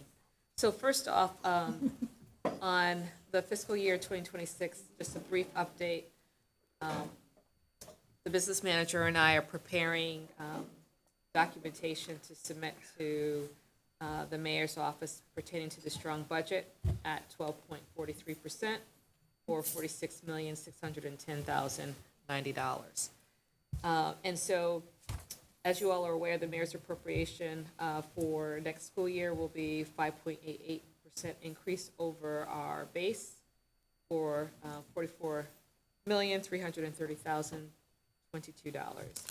And so this is a reduction from the level service budget of $655,722. So there's a couple of things that I want to bring to your attention as we watch our needs and our enrollments. And so we need to hire 2 additional special education teachers for next year. And that is for a restoration at Ryan Road to make it 6 special education teachers and then 1 new position at the high school. So for the fiscal year 2026 budget, if we cannot absorb them through salary savings or additional minimum aid that hopefully we will receive depending on the governor's budget, and then the city passing to the school committee, then we will need to request access to the Special Education Stability Fund to be able to pay for those 2 positions. Oh, let me just finish the thought. Can you just repeat? Okay.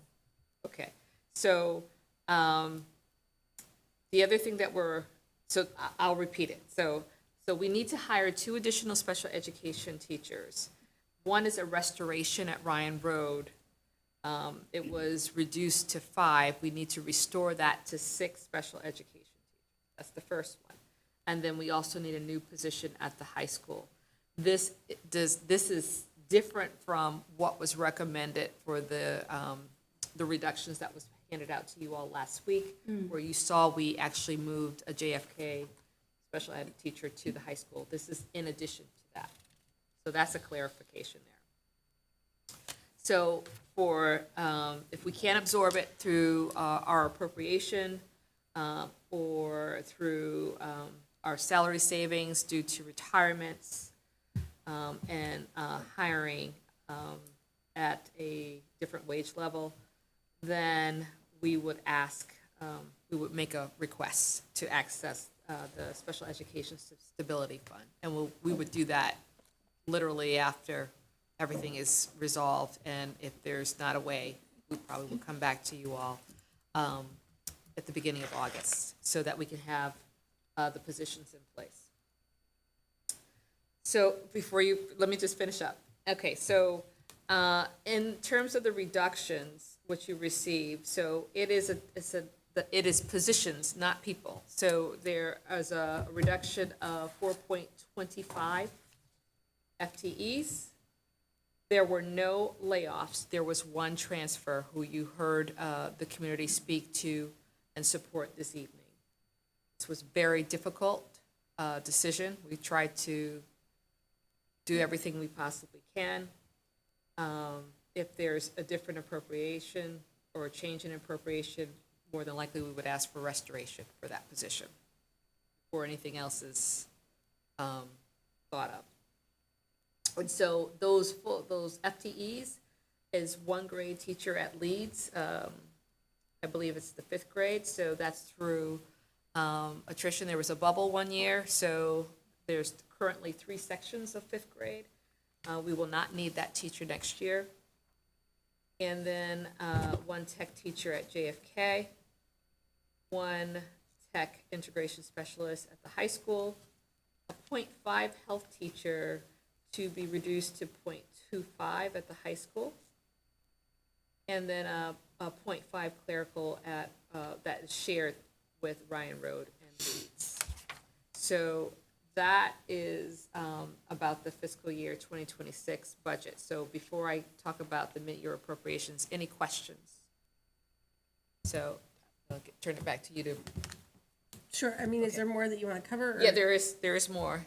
Can I? Okay, I'll finish It's very up to you. quickly. Do you want to go through everything Yeah. and then take questions, or do you want to do? Because I will be quick. So this is the update. Let me just see if everything's working for me today. Here. Can I share my screen?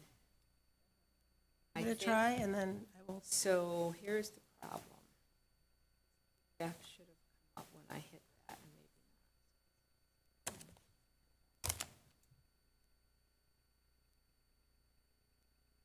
not. Okay. All right, so you should recognize this document. This was an update sent to the school committee about the breakdowns of the mid-year appropriation and the requests from the various schools. And I just wanted to share with you very briefly that all the positions were posted. They have been posted. And I want to share in terms of what has been filled to date and then the vacancies. So for Ryan Road, they have hired their special education teacher. And they also have a tier support para. So those two positions have been addressed. Ryan Road is all set. The high school, they have posted for the special education teacher and school psychologist and have not been successful with candidates, quality candidates yet. So they are still vacancies there. Leeds hired two math tutors,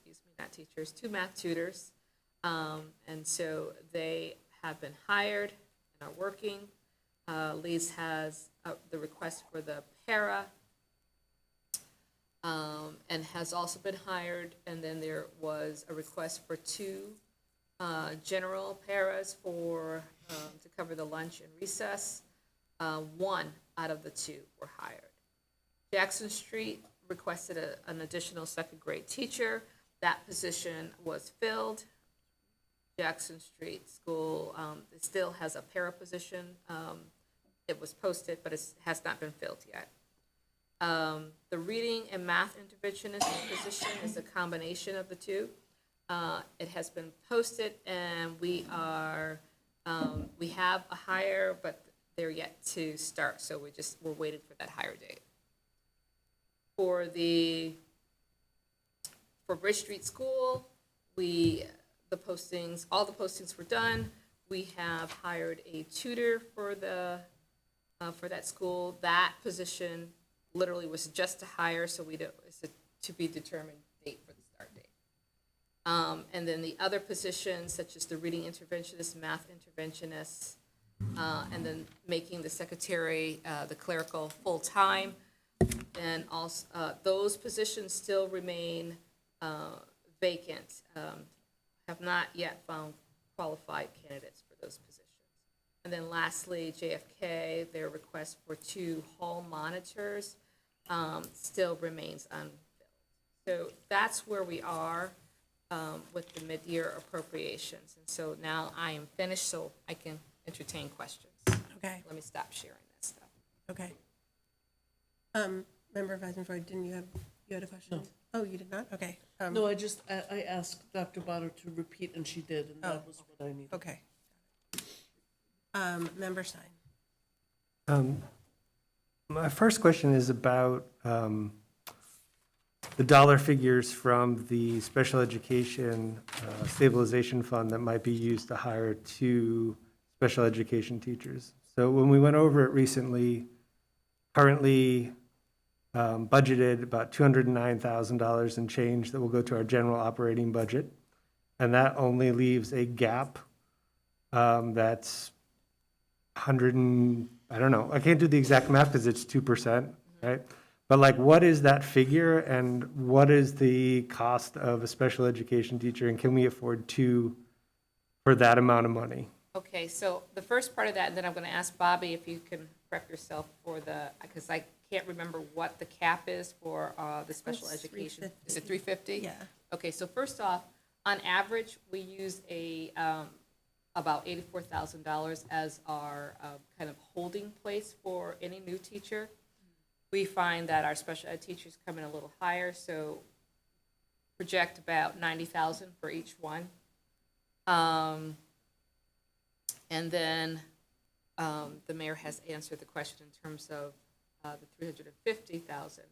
And so, Bobby, you want to say the amount that we have already calculated within the budget? Is it 250, or is it 200,000?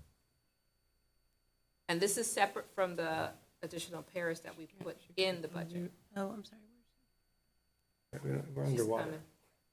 coming. There, okay. Okay, there. I got unmuted. Okay. All right, so, sorry, but can you repeat the question? All right, so, Member Stein asked a question about affordability of if we were to go back to the Special Education Stabilization Fund to request 2 additional special ed teachers, will we be able to get, or to afford both positions at an average of $90,000 for each one within the cap, which we know is $350,000 now? And that's the Right, first part. yes, so I think we will, but, we're hoping that we'll have other avenues that, between the salary savings, that we could actually, do something there that won't require that. Also, we have to, make sure that our,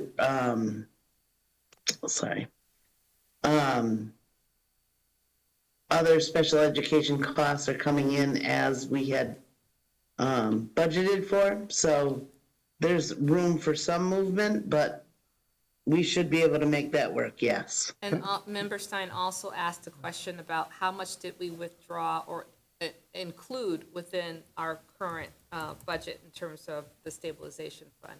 Was it 200,000 or 250,000? That we're using for our FY26? Yes. I think it was, and I don't have that in front of me, but I think we had like 209 that we're using. That's the Medicaid piece. 209,000. Yeah, so just to do the math, right, 209,000 plus 180,000 is more than 350, which means you have to cut something else in order to afford to budget those positions. So, and beyond that, right, that literally means we cannot have any unexpected or unanticipated special education costs that we can ask for. So that's it, right? So I don't understand how we can plan to hire these 2 people when we don't have the funds to do it. But we have to hire them. There's Right, obligations. we have to make cuts. We have to make a cut. Well, the other thing to consider as well too, because I think everyone thinks that we're, when we made these reductions, remember that we have not finalized our contracts. So that's incredibly important to remember. And I say that meaning that there could be some additional reductions. There's really nowhere else to go though, where we are. You notice that we first went to non-personnel areas, but most of our budget, 90% of our budget is personnel. So that's where the reductions come from. I just wanted to point that out. Right, and then we also have the ability to save with salaries that people who have left that we're rehiring. There's some savings usually. So we have some savings within those salaries that we can use. We don't know that. We don't have that as a known number. But certainly there is some room there that would take up that gap. Member Levante. Quick question, did you say what the position was at the high school? I missed it. Tech integration. Oh, getting it back in. Oh, okay. I thought it was hiring something else, not restoring. That's what you No. mean. Okay. It was restoring first. Terrific. I would hope. That's usually our focus, you know, when we reduce, is to go to restoring. Great, thanks. There was something else too. Unfortunately, I was unable to attend the Budget and Property meeting on Monday, but there was question about just clarification on like transportation. So we made a recommendation for reducing the line for homeless transportation and foster care transportation. That does not eliminate the line. It just reduces the line.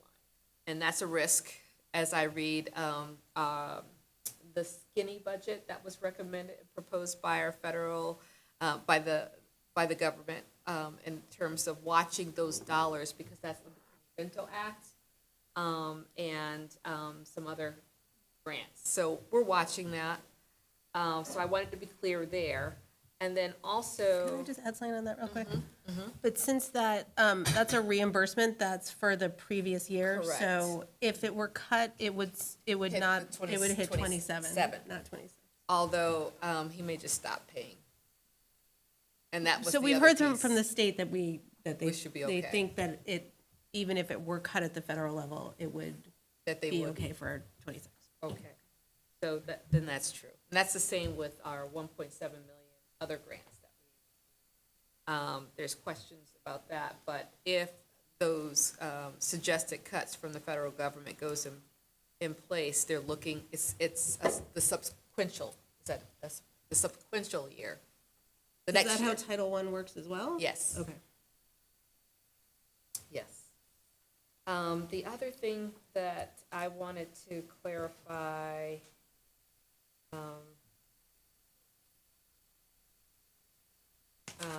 well, if I didn't hit all the points, then I definitely will hit them on, or touch upon them on Monday night for budget and property. But I think that was one thing that was a concern about the transportation. And then supply lines and so on, please know that that's not eliminating those lines, but it's reducing those lines. So I know that I heard the comment about cutting 12,000, which I don't see that number together unless you were calculating it, but it's not eliminating the line. At Jackson Street. Jackson Street. 12,000. So I need for you all to remember that that was an additional request, so it does not clean up that line. It was almost, and Bobby, if I'm right, it was almost double what was already currently in that line. Yeah. You know that. But Okay.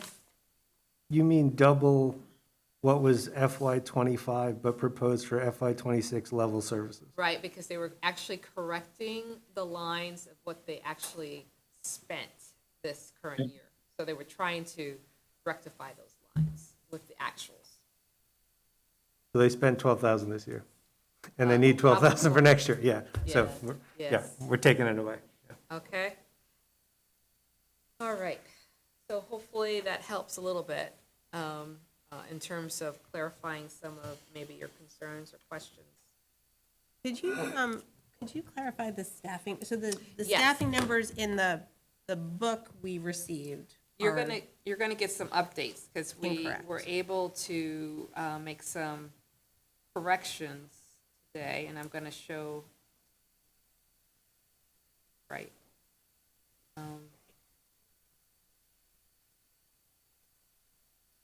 So, again, as I said, Bobby and I were working on this today. So when we went back to looking at the actual staff growth, there were some corrections, and we will send this updated sheet to you in the morning so that you'll see. I think this is page 28 or something like that. But for the fiscal 2025 line, you'll see that, so the school administration has not changed. It stays at 21. But the other numbers, you'll see that, you'll see the line in terms of what changes has happened or occurred over the course. And so I'm sharing this with you now, but I'm going to send it to you. Okay? But there are more staff for current year FY '25 than are in that. Correct. I believe, yes. And I don't have in terms of the fiscal 2026, in terms of the numbers, so as I pointed out, 4.25 FTEs, and that covers the teachers plus a 0.5 for clerical. And Bobby, you can double check me because I didn't bring those numbers with me. Yeah, so basically, for fiscal '26, we have 3.25 positions teaching-wise that will be reduced, and then 1 clerical. Right. And then there were numbers that were corrected from the previous year. And the problem with doing some of these staffing things is that depending on who you're getting the information from and what you're getting the information from. So last year, I believe from our HR director, we had information that we got that was listed, but it wasn't my physical counts. So I was using my physical counts. And then I'm just, as far as the teachers go, yeah. Oh, and then the other thing is that the information given in the prior year's book is information we had, but there have been changes since. And that's a discussion we had kind of at Budget and Property, was that how can we better track that from one year to the next? So for instance, prior to the budget being passed is when we create that document, and then changes happen. And then we do give a monthly personnel report with the changes, but we gotta maybe come up with a way to better track that so that we can show that difference. And I don't know if that helped or hurt, but. Member Stein. One of the things that came up in our conversation on Monday that was helpful to me in understanding the difficulty with this is we are actually reducing a large amount of positions. They're often general education or general staff. And then we've done some restorations on some of those positions, but routinely other positions are added in order to, because they're legally required, right? And so those get added, so the net number obscures the fact that you've actually lost a certain amount of classroom teachers, a certain amount of general staff, right? So the overall, even if the number went up, it would hide the fact that you actually reduced your capacity and you actually eliminated a bunch of positions. Because if you're just looking at bodies, you don't get that story. And because we don't have org charts to go over years, you can't actually see where those 500 and some odd people were distributed. Because it looks like, oh, we have the same amount of people, everything should be fine. But they're responding to different needs and they're aligned in different ways. So we have reduced all those positions, except the ones we've restored through votes, and they don't exist anymore, and those have consequences, even if it looks like we haven't lost that many staff, because that staff is responding to particular legally required needs. Like, that was the other wrinkle that we, I think, stumbled upon as part of the conundrum. Member Davis. I think, you know, that's something that I thought of too, Member Stein, in a lot of ways, looking at the numbers, but this doesn't answer all of it, but I mean, schools are an interesting organism, like the needs change in a school too. Like, the number of, what you heard, I don't remember what grade it was, there was a bubble class of this, and, it's sort of a fluid kind of a thing, and so, I'm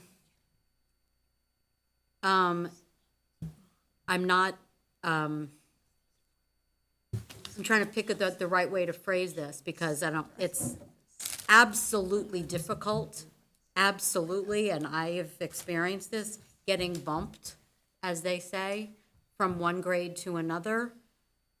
But that's the kind of thing that happens fairly often in a school. That, I'm teaching 5th grade, and it's like, well, you can keep a job here in the district, but you're going to be in 2nd grade. And it's like stinks, but it's fairly common, and so it makes it hard to have a tidy. I'm not saying this I don't mean this in a rude way at all. It makes it hard to make a chart, because it's kind of this is my perception of the way schools work a lot, because the needs change in a unique kind of a way, I think. That might be a little off topic. Yes, you may speak. Thank you. Just a quick comment, though. I think, right, things have been fairly contentious, right? And we're arguing, there's been a lot of arguing in the city about facts and what's what, and, how many positions here and how many positions there. And so I think one of the things that Mike is right, what we tried to figure out in budgets and properties is some of the confusion around the different accounting of the numbers, right? And so I think that is useful to think about. Right.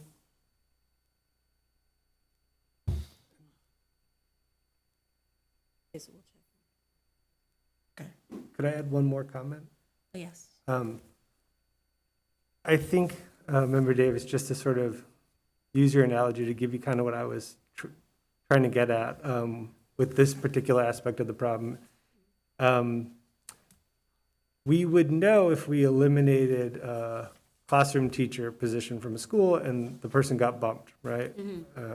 Involuntary transfer to a different grade, or if we had a need where we needed 3 classes in this grade at this school, and you would move, right? But what I'm trying to describe is we're cutting, say, a classroom teacher or a librarian, and the person may or may not be getting bumped. It could be a non-renewal, it could be retirement, it could be whatever, but we've lost the position. But we've added all these positions here that we may not be aware we've added. We've added this one-to-one pair. We've added this BCBA. We've added, they can't be a classroom teacher. They're not doing that. They can't be a librarian. So we lose services in a way that the accounting doesn't make clear when we just look at the number of people. So I guess that's the point I'm trying to make. I see.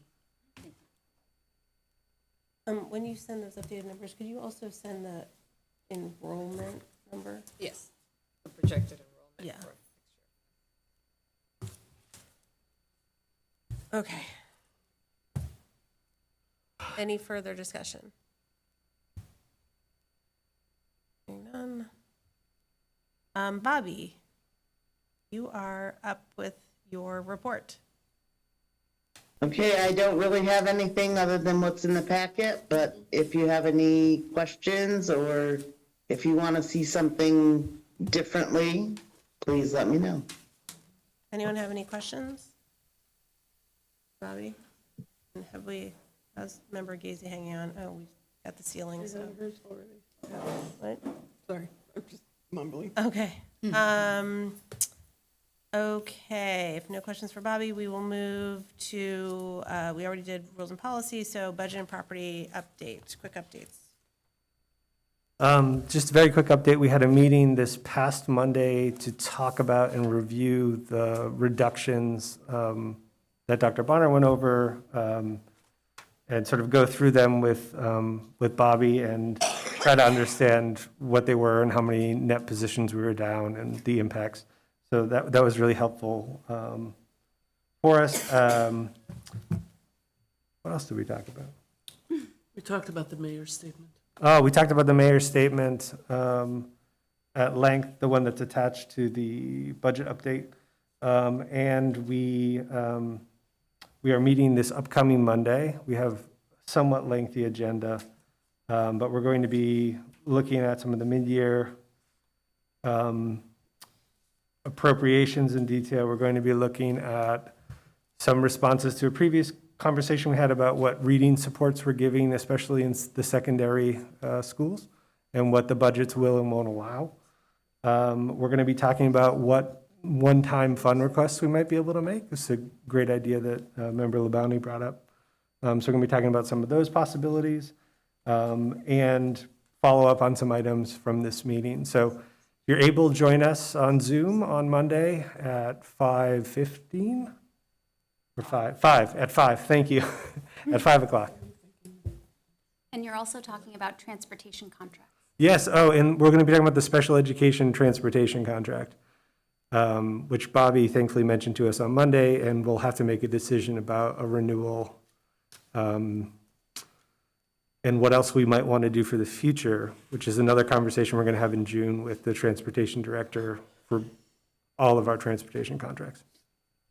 Thank you for reminding me.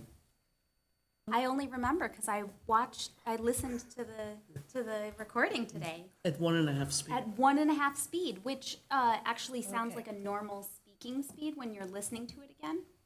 I did Try to the talk same at 1.5 thing. speed. Yeah, you did? Okay, Superintendent Evaluation Subcommittee report, Member Agna. Yeah, and I was just wondering about, sorry, my brain, I didn't hear it, but there was something about reading here. Would that be for the curriculum subcommittee?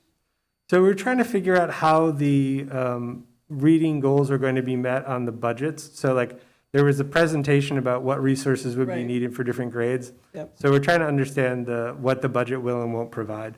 So we had this discussion 2 months ago, and then we had follow-up questions about it, and we got answers, and then we're going to talk about those answers on. So that's more about the funding of the, Yeah, so, Okay. yeah, if the need is X and we're gonna do Y, or we can't do Y with the money, like how do we manage? Yeah. Sort of like making recommendations back to this group about professional development or other things, like how would we, thinking about.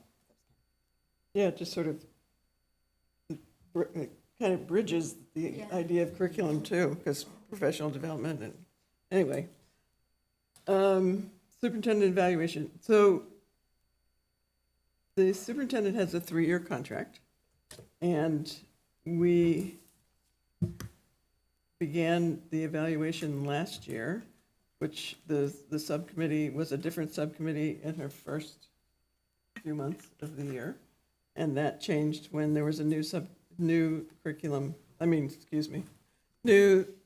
committee members came in January, and so we took over, and we meaning Member Hennessy and Member Miller and I, and we finished the first year evaluation, and last fall, we approved her goals and indicators and standards for a 2-year evaluation, and we have met, and we met in January to get an update on how things were, and then we have the obligation to do a formative evaluation because of it being a mid-cycle. With a 2-year, this is all stuff that teachers know about, but when you have a 2-year plan, you do a mid-cycle review, which is a formative assessment. And that is where we are at this point. We're ready to do a formative assessment.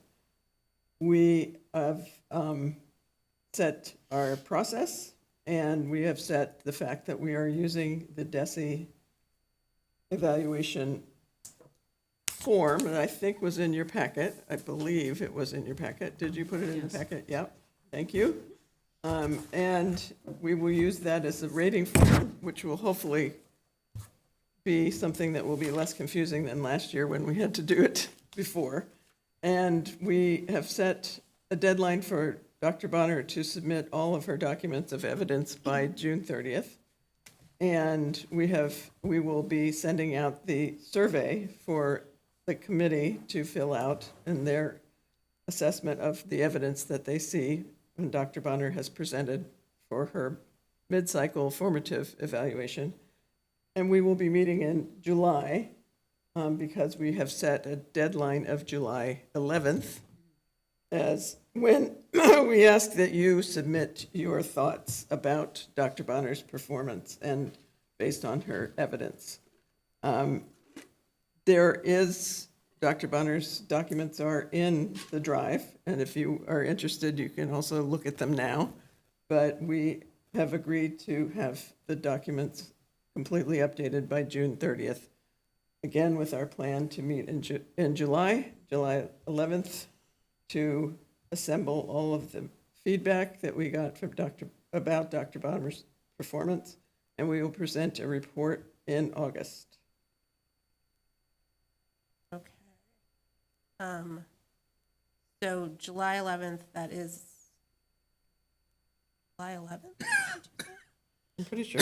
That's a Friday, which is unusual. Okay. Yep. That's the full school committee or the evaluation subcommittee on July 11th? The evaluation subcommittee. Okay. That's actually our deadline for submitting. survey. You're the survey. Oh. That's the deadline. Oh, that's for not that. the meeting that you're having? No, we haven't set Okay. that meeting yet. Okay. And we will be setting that meeting soon, but we will be, that's a deadline for sorry, it's not July 7th, it's July 16th. Okay. So it's June 30th, deadline for superintendent submissions. Uh-huh. And July 16th, deadline for superintendent evaluation surveys to be submitted. Okay. After which we will go through it and we will do a summary report. And we encourage everyone to use the form and extra pages, as they say on the form, for whatever kinds of narratives you'd like to put into your thoughts about the performance based on the evidence that Dr. Bonner has presented. Okay, and school committee members, I need you to remember that your individual evaluations are public records.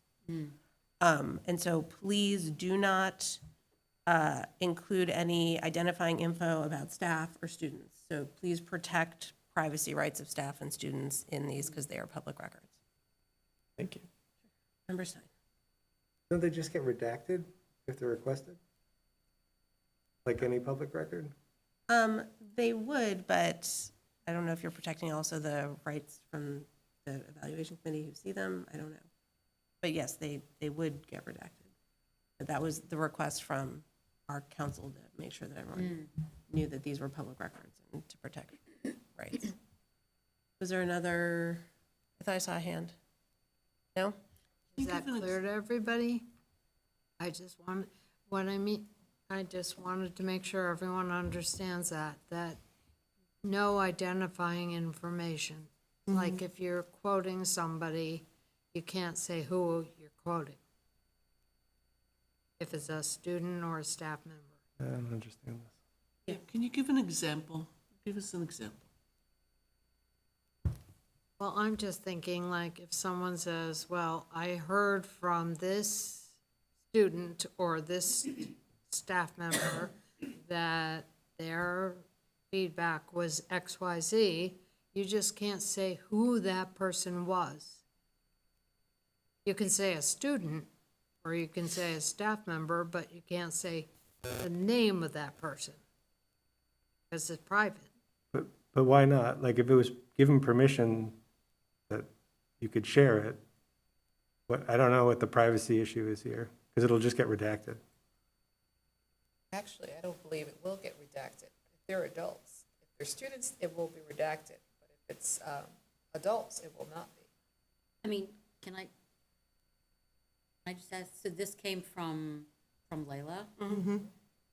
So then we could inquire, I suppose. I mean, yeah, I just got a bunch of stuff that had staff redactions of staff. So like, I don't know. Seems peculiar to me. The reason I ask is because I would imagine the committee would want to know, because otherwise you're just evaluating hearsay, unattributed hearsay, which isn't helpful. I think what you said, Member Miller, was that it would be identified as a staff member. You could identify it as a teacher versus an ESP or paraprofessional at this point. You could identify it as a student at the high school or a student at the middle school. I think those are the things I would find very helpful in getting feedback. Okay.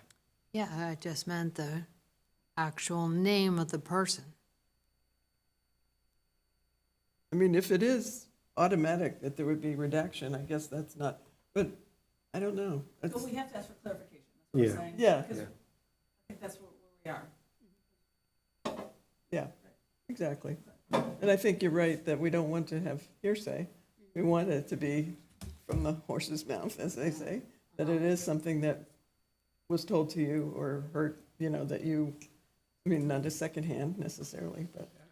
So who will ask for that clarification? I mean, so Layla may Layla will be, join, she's going to well, join us. but we can't talk about it at a time when we're not talking about the agenda item, but Right. I've asked her to come on now if she can, because she's about to join us anyway, and so she's potentially doing that.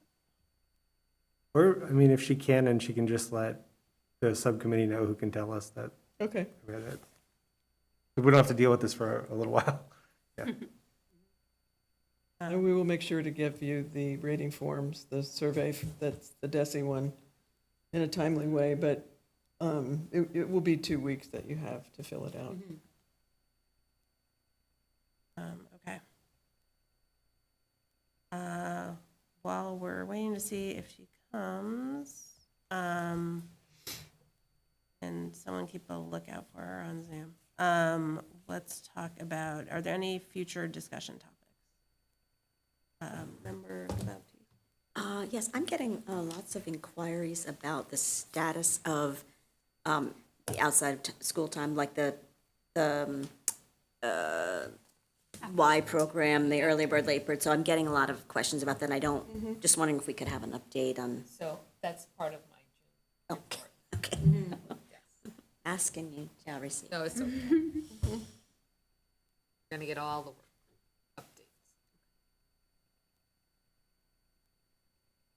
work. Any other announcements? Member Stein?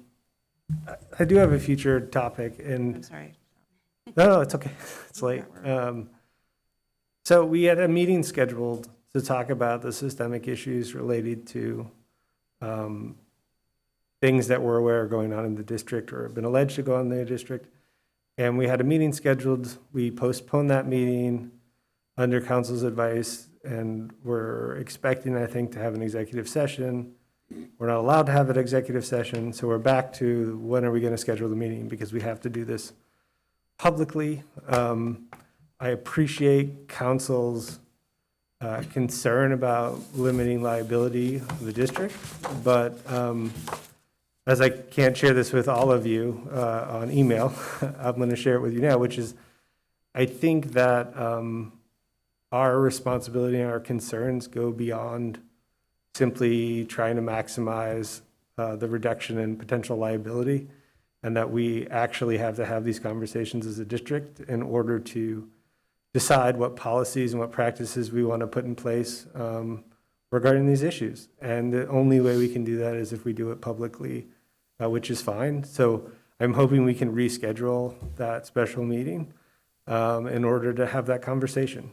And if council wants to give us advice, we can take it, or we can take it under advisement, but I don't think we should avoid that conversation because of a fear of liability. I think actually nothing new would really come to the surface that hasn't been said for the last year.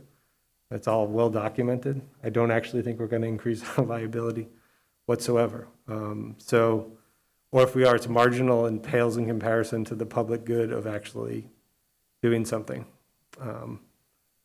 Protect our kids, not our potential risk exposure. So I hope we can do that.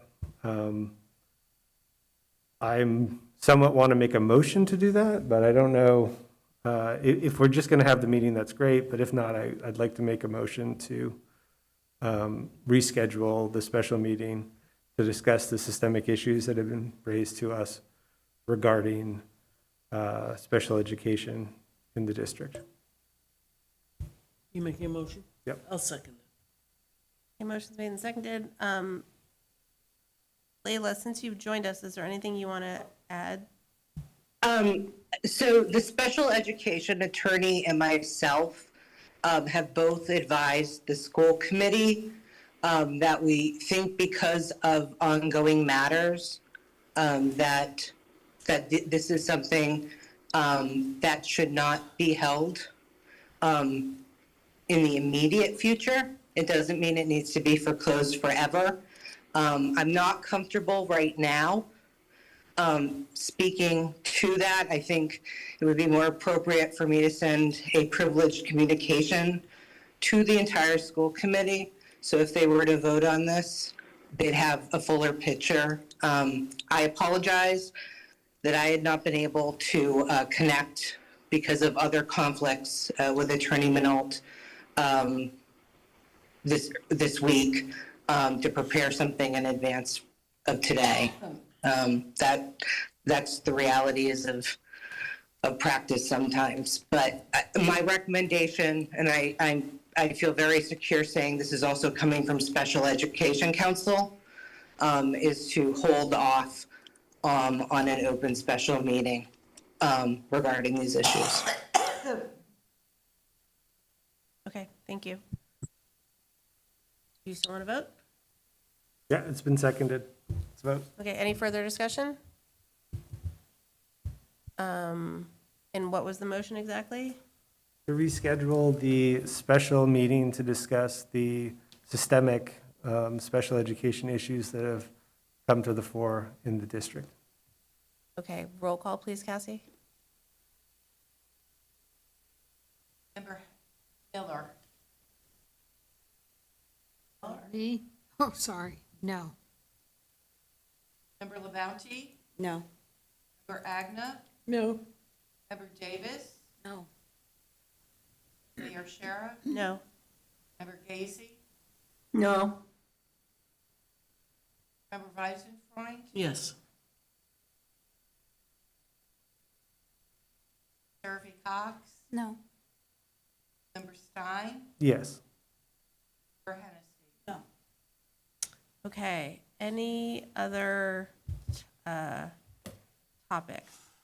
Well, I would just say that I think that this topic is something we need to, it's in the future. Right. And I think that's what Attorney Taylor said, and I really appreciate that I think there's no question that at some point that needs to be something that we look at and think about. And I think that hopefully our no vote doesn't preclude us from, at some point, having that meeting. I think it's really important.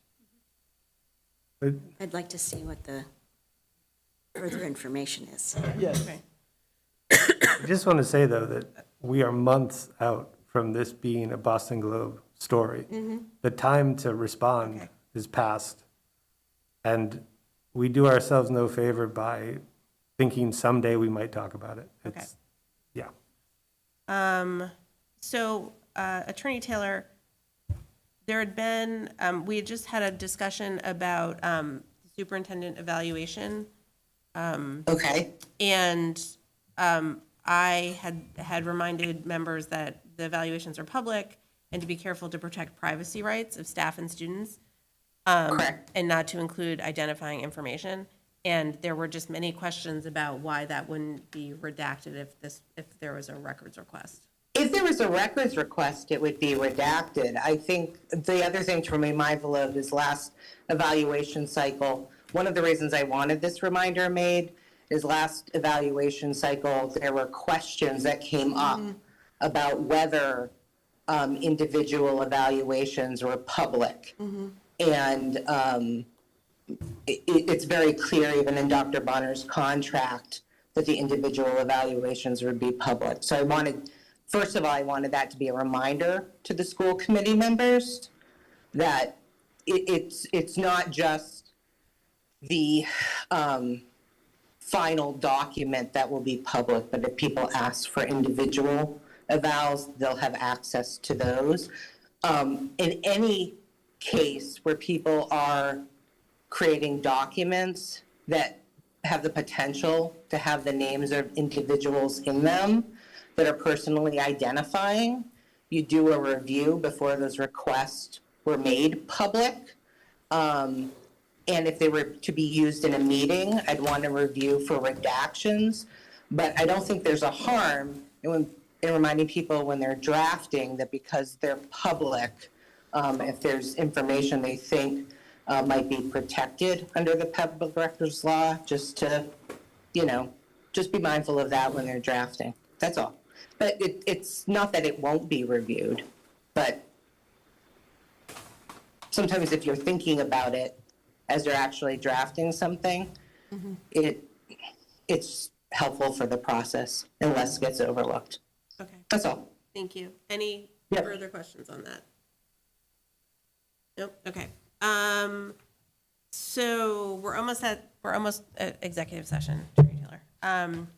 Okay, future business and meeting dates, budget and property, May 12th, 5 p.m. on Zoom. Negotiating subcommittee, May 14th at 4:30 p.m. Here in the community room at JFK. Rules and Policy Subcommittee, May 21st at 5 by Zoom. Negotiating Subcommittee, May 27th, 4:30 also here at JFK in the community room. Curriculum Subcommittee, June 2nd, 5:15 to 6:15. That's on Zoom. Negotiating Subcommittee, June 5th, 4:30 in the community room. Budget and Property Subcommittee, June 9th, 5 p.m. on Zoom. Student Advisory Council on June 12th at 6 p.m. And then followed by the school committee meeting on June 12th at 6:30. Both of those are hybrid here and in the community room and on Zoom. Rules and Policy Subcommittee, June 18th at 5 p.m. on Zoom, and school committee special meeting on June 25th at 6 p.m. on Zoom, if needed. Those are the upcoming meetings. And, okay, is there a motion to enter executive session for all the reasons? Yes. Motion to enter executive session for all the reasons. Just kidding. Motion to enter executive session per General Law, Chapter 30A, Section 21A3, to discuss strategy with respect to collective bargaining or litigation if an open meeting may have a detrimental effect on the bargaining or litigating position of the public body, and the chair so declares. Also pursuant to Massachusetts General Law, Chapter 30A, Section 21A7, to comply with or act under the authority of any general or special law or federal grant in aid requirements, Purpose 7, for the purpose of reviewing and approving executive session minutes to comply with the open meeting law, General Law, Chapter 30A, Section 22F and G. And that, okay. And also, Chapter 30A, Section, sorry, now I'm doing it from memory because this one doesn't have it on it. Anyway, Purpose 2 of the open meeting law for strategy sessions in preparation for negotiations with non-union personnel or to conduct negotiations with non-union personnel specifically to discuss Superintendent Bonner's contract. Okay, motion's made and seconded. Sorry, and Margaret. Already at that time of night. 10 o'clock. We will be adjourning from executive session. We will not be coming back into open session. Bobby has her. Before we vote, Bobby, you have something? Yeah, I think there's a conflict in the negotiating subcommittee on May 27th. I think Dr. Bonner and myself. Oh, that's right, there was a conflict, but that's the night that we present the budget to City Council, I believe. That was the budget hearing. Okay, But, so you'll go back to the drawing board on that? yeah, but we're gonna have a meeting with the union prior to the 27th. Yeah, we have a meeting with them on Wednesday. Yeah, so we can address that, because I'm sure that they will want to be at City Council as well. Okay. So again, we will be adjourning from executive session and not coming back into open session. So anyone who is still here, good night. Thank you for joining us. Roll call, please, Cassie. Bounty. Yes. Member Agna. Yes. Member Davis. Yes. Member Mayor Shara. Yes. Member Gacy.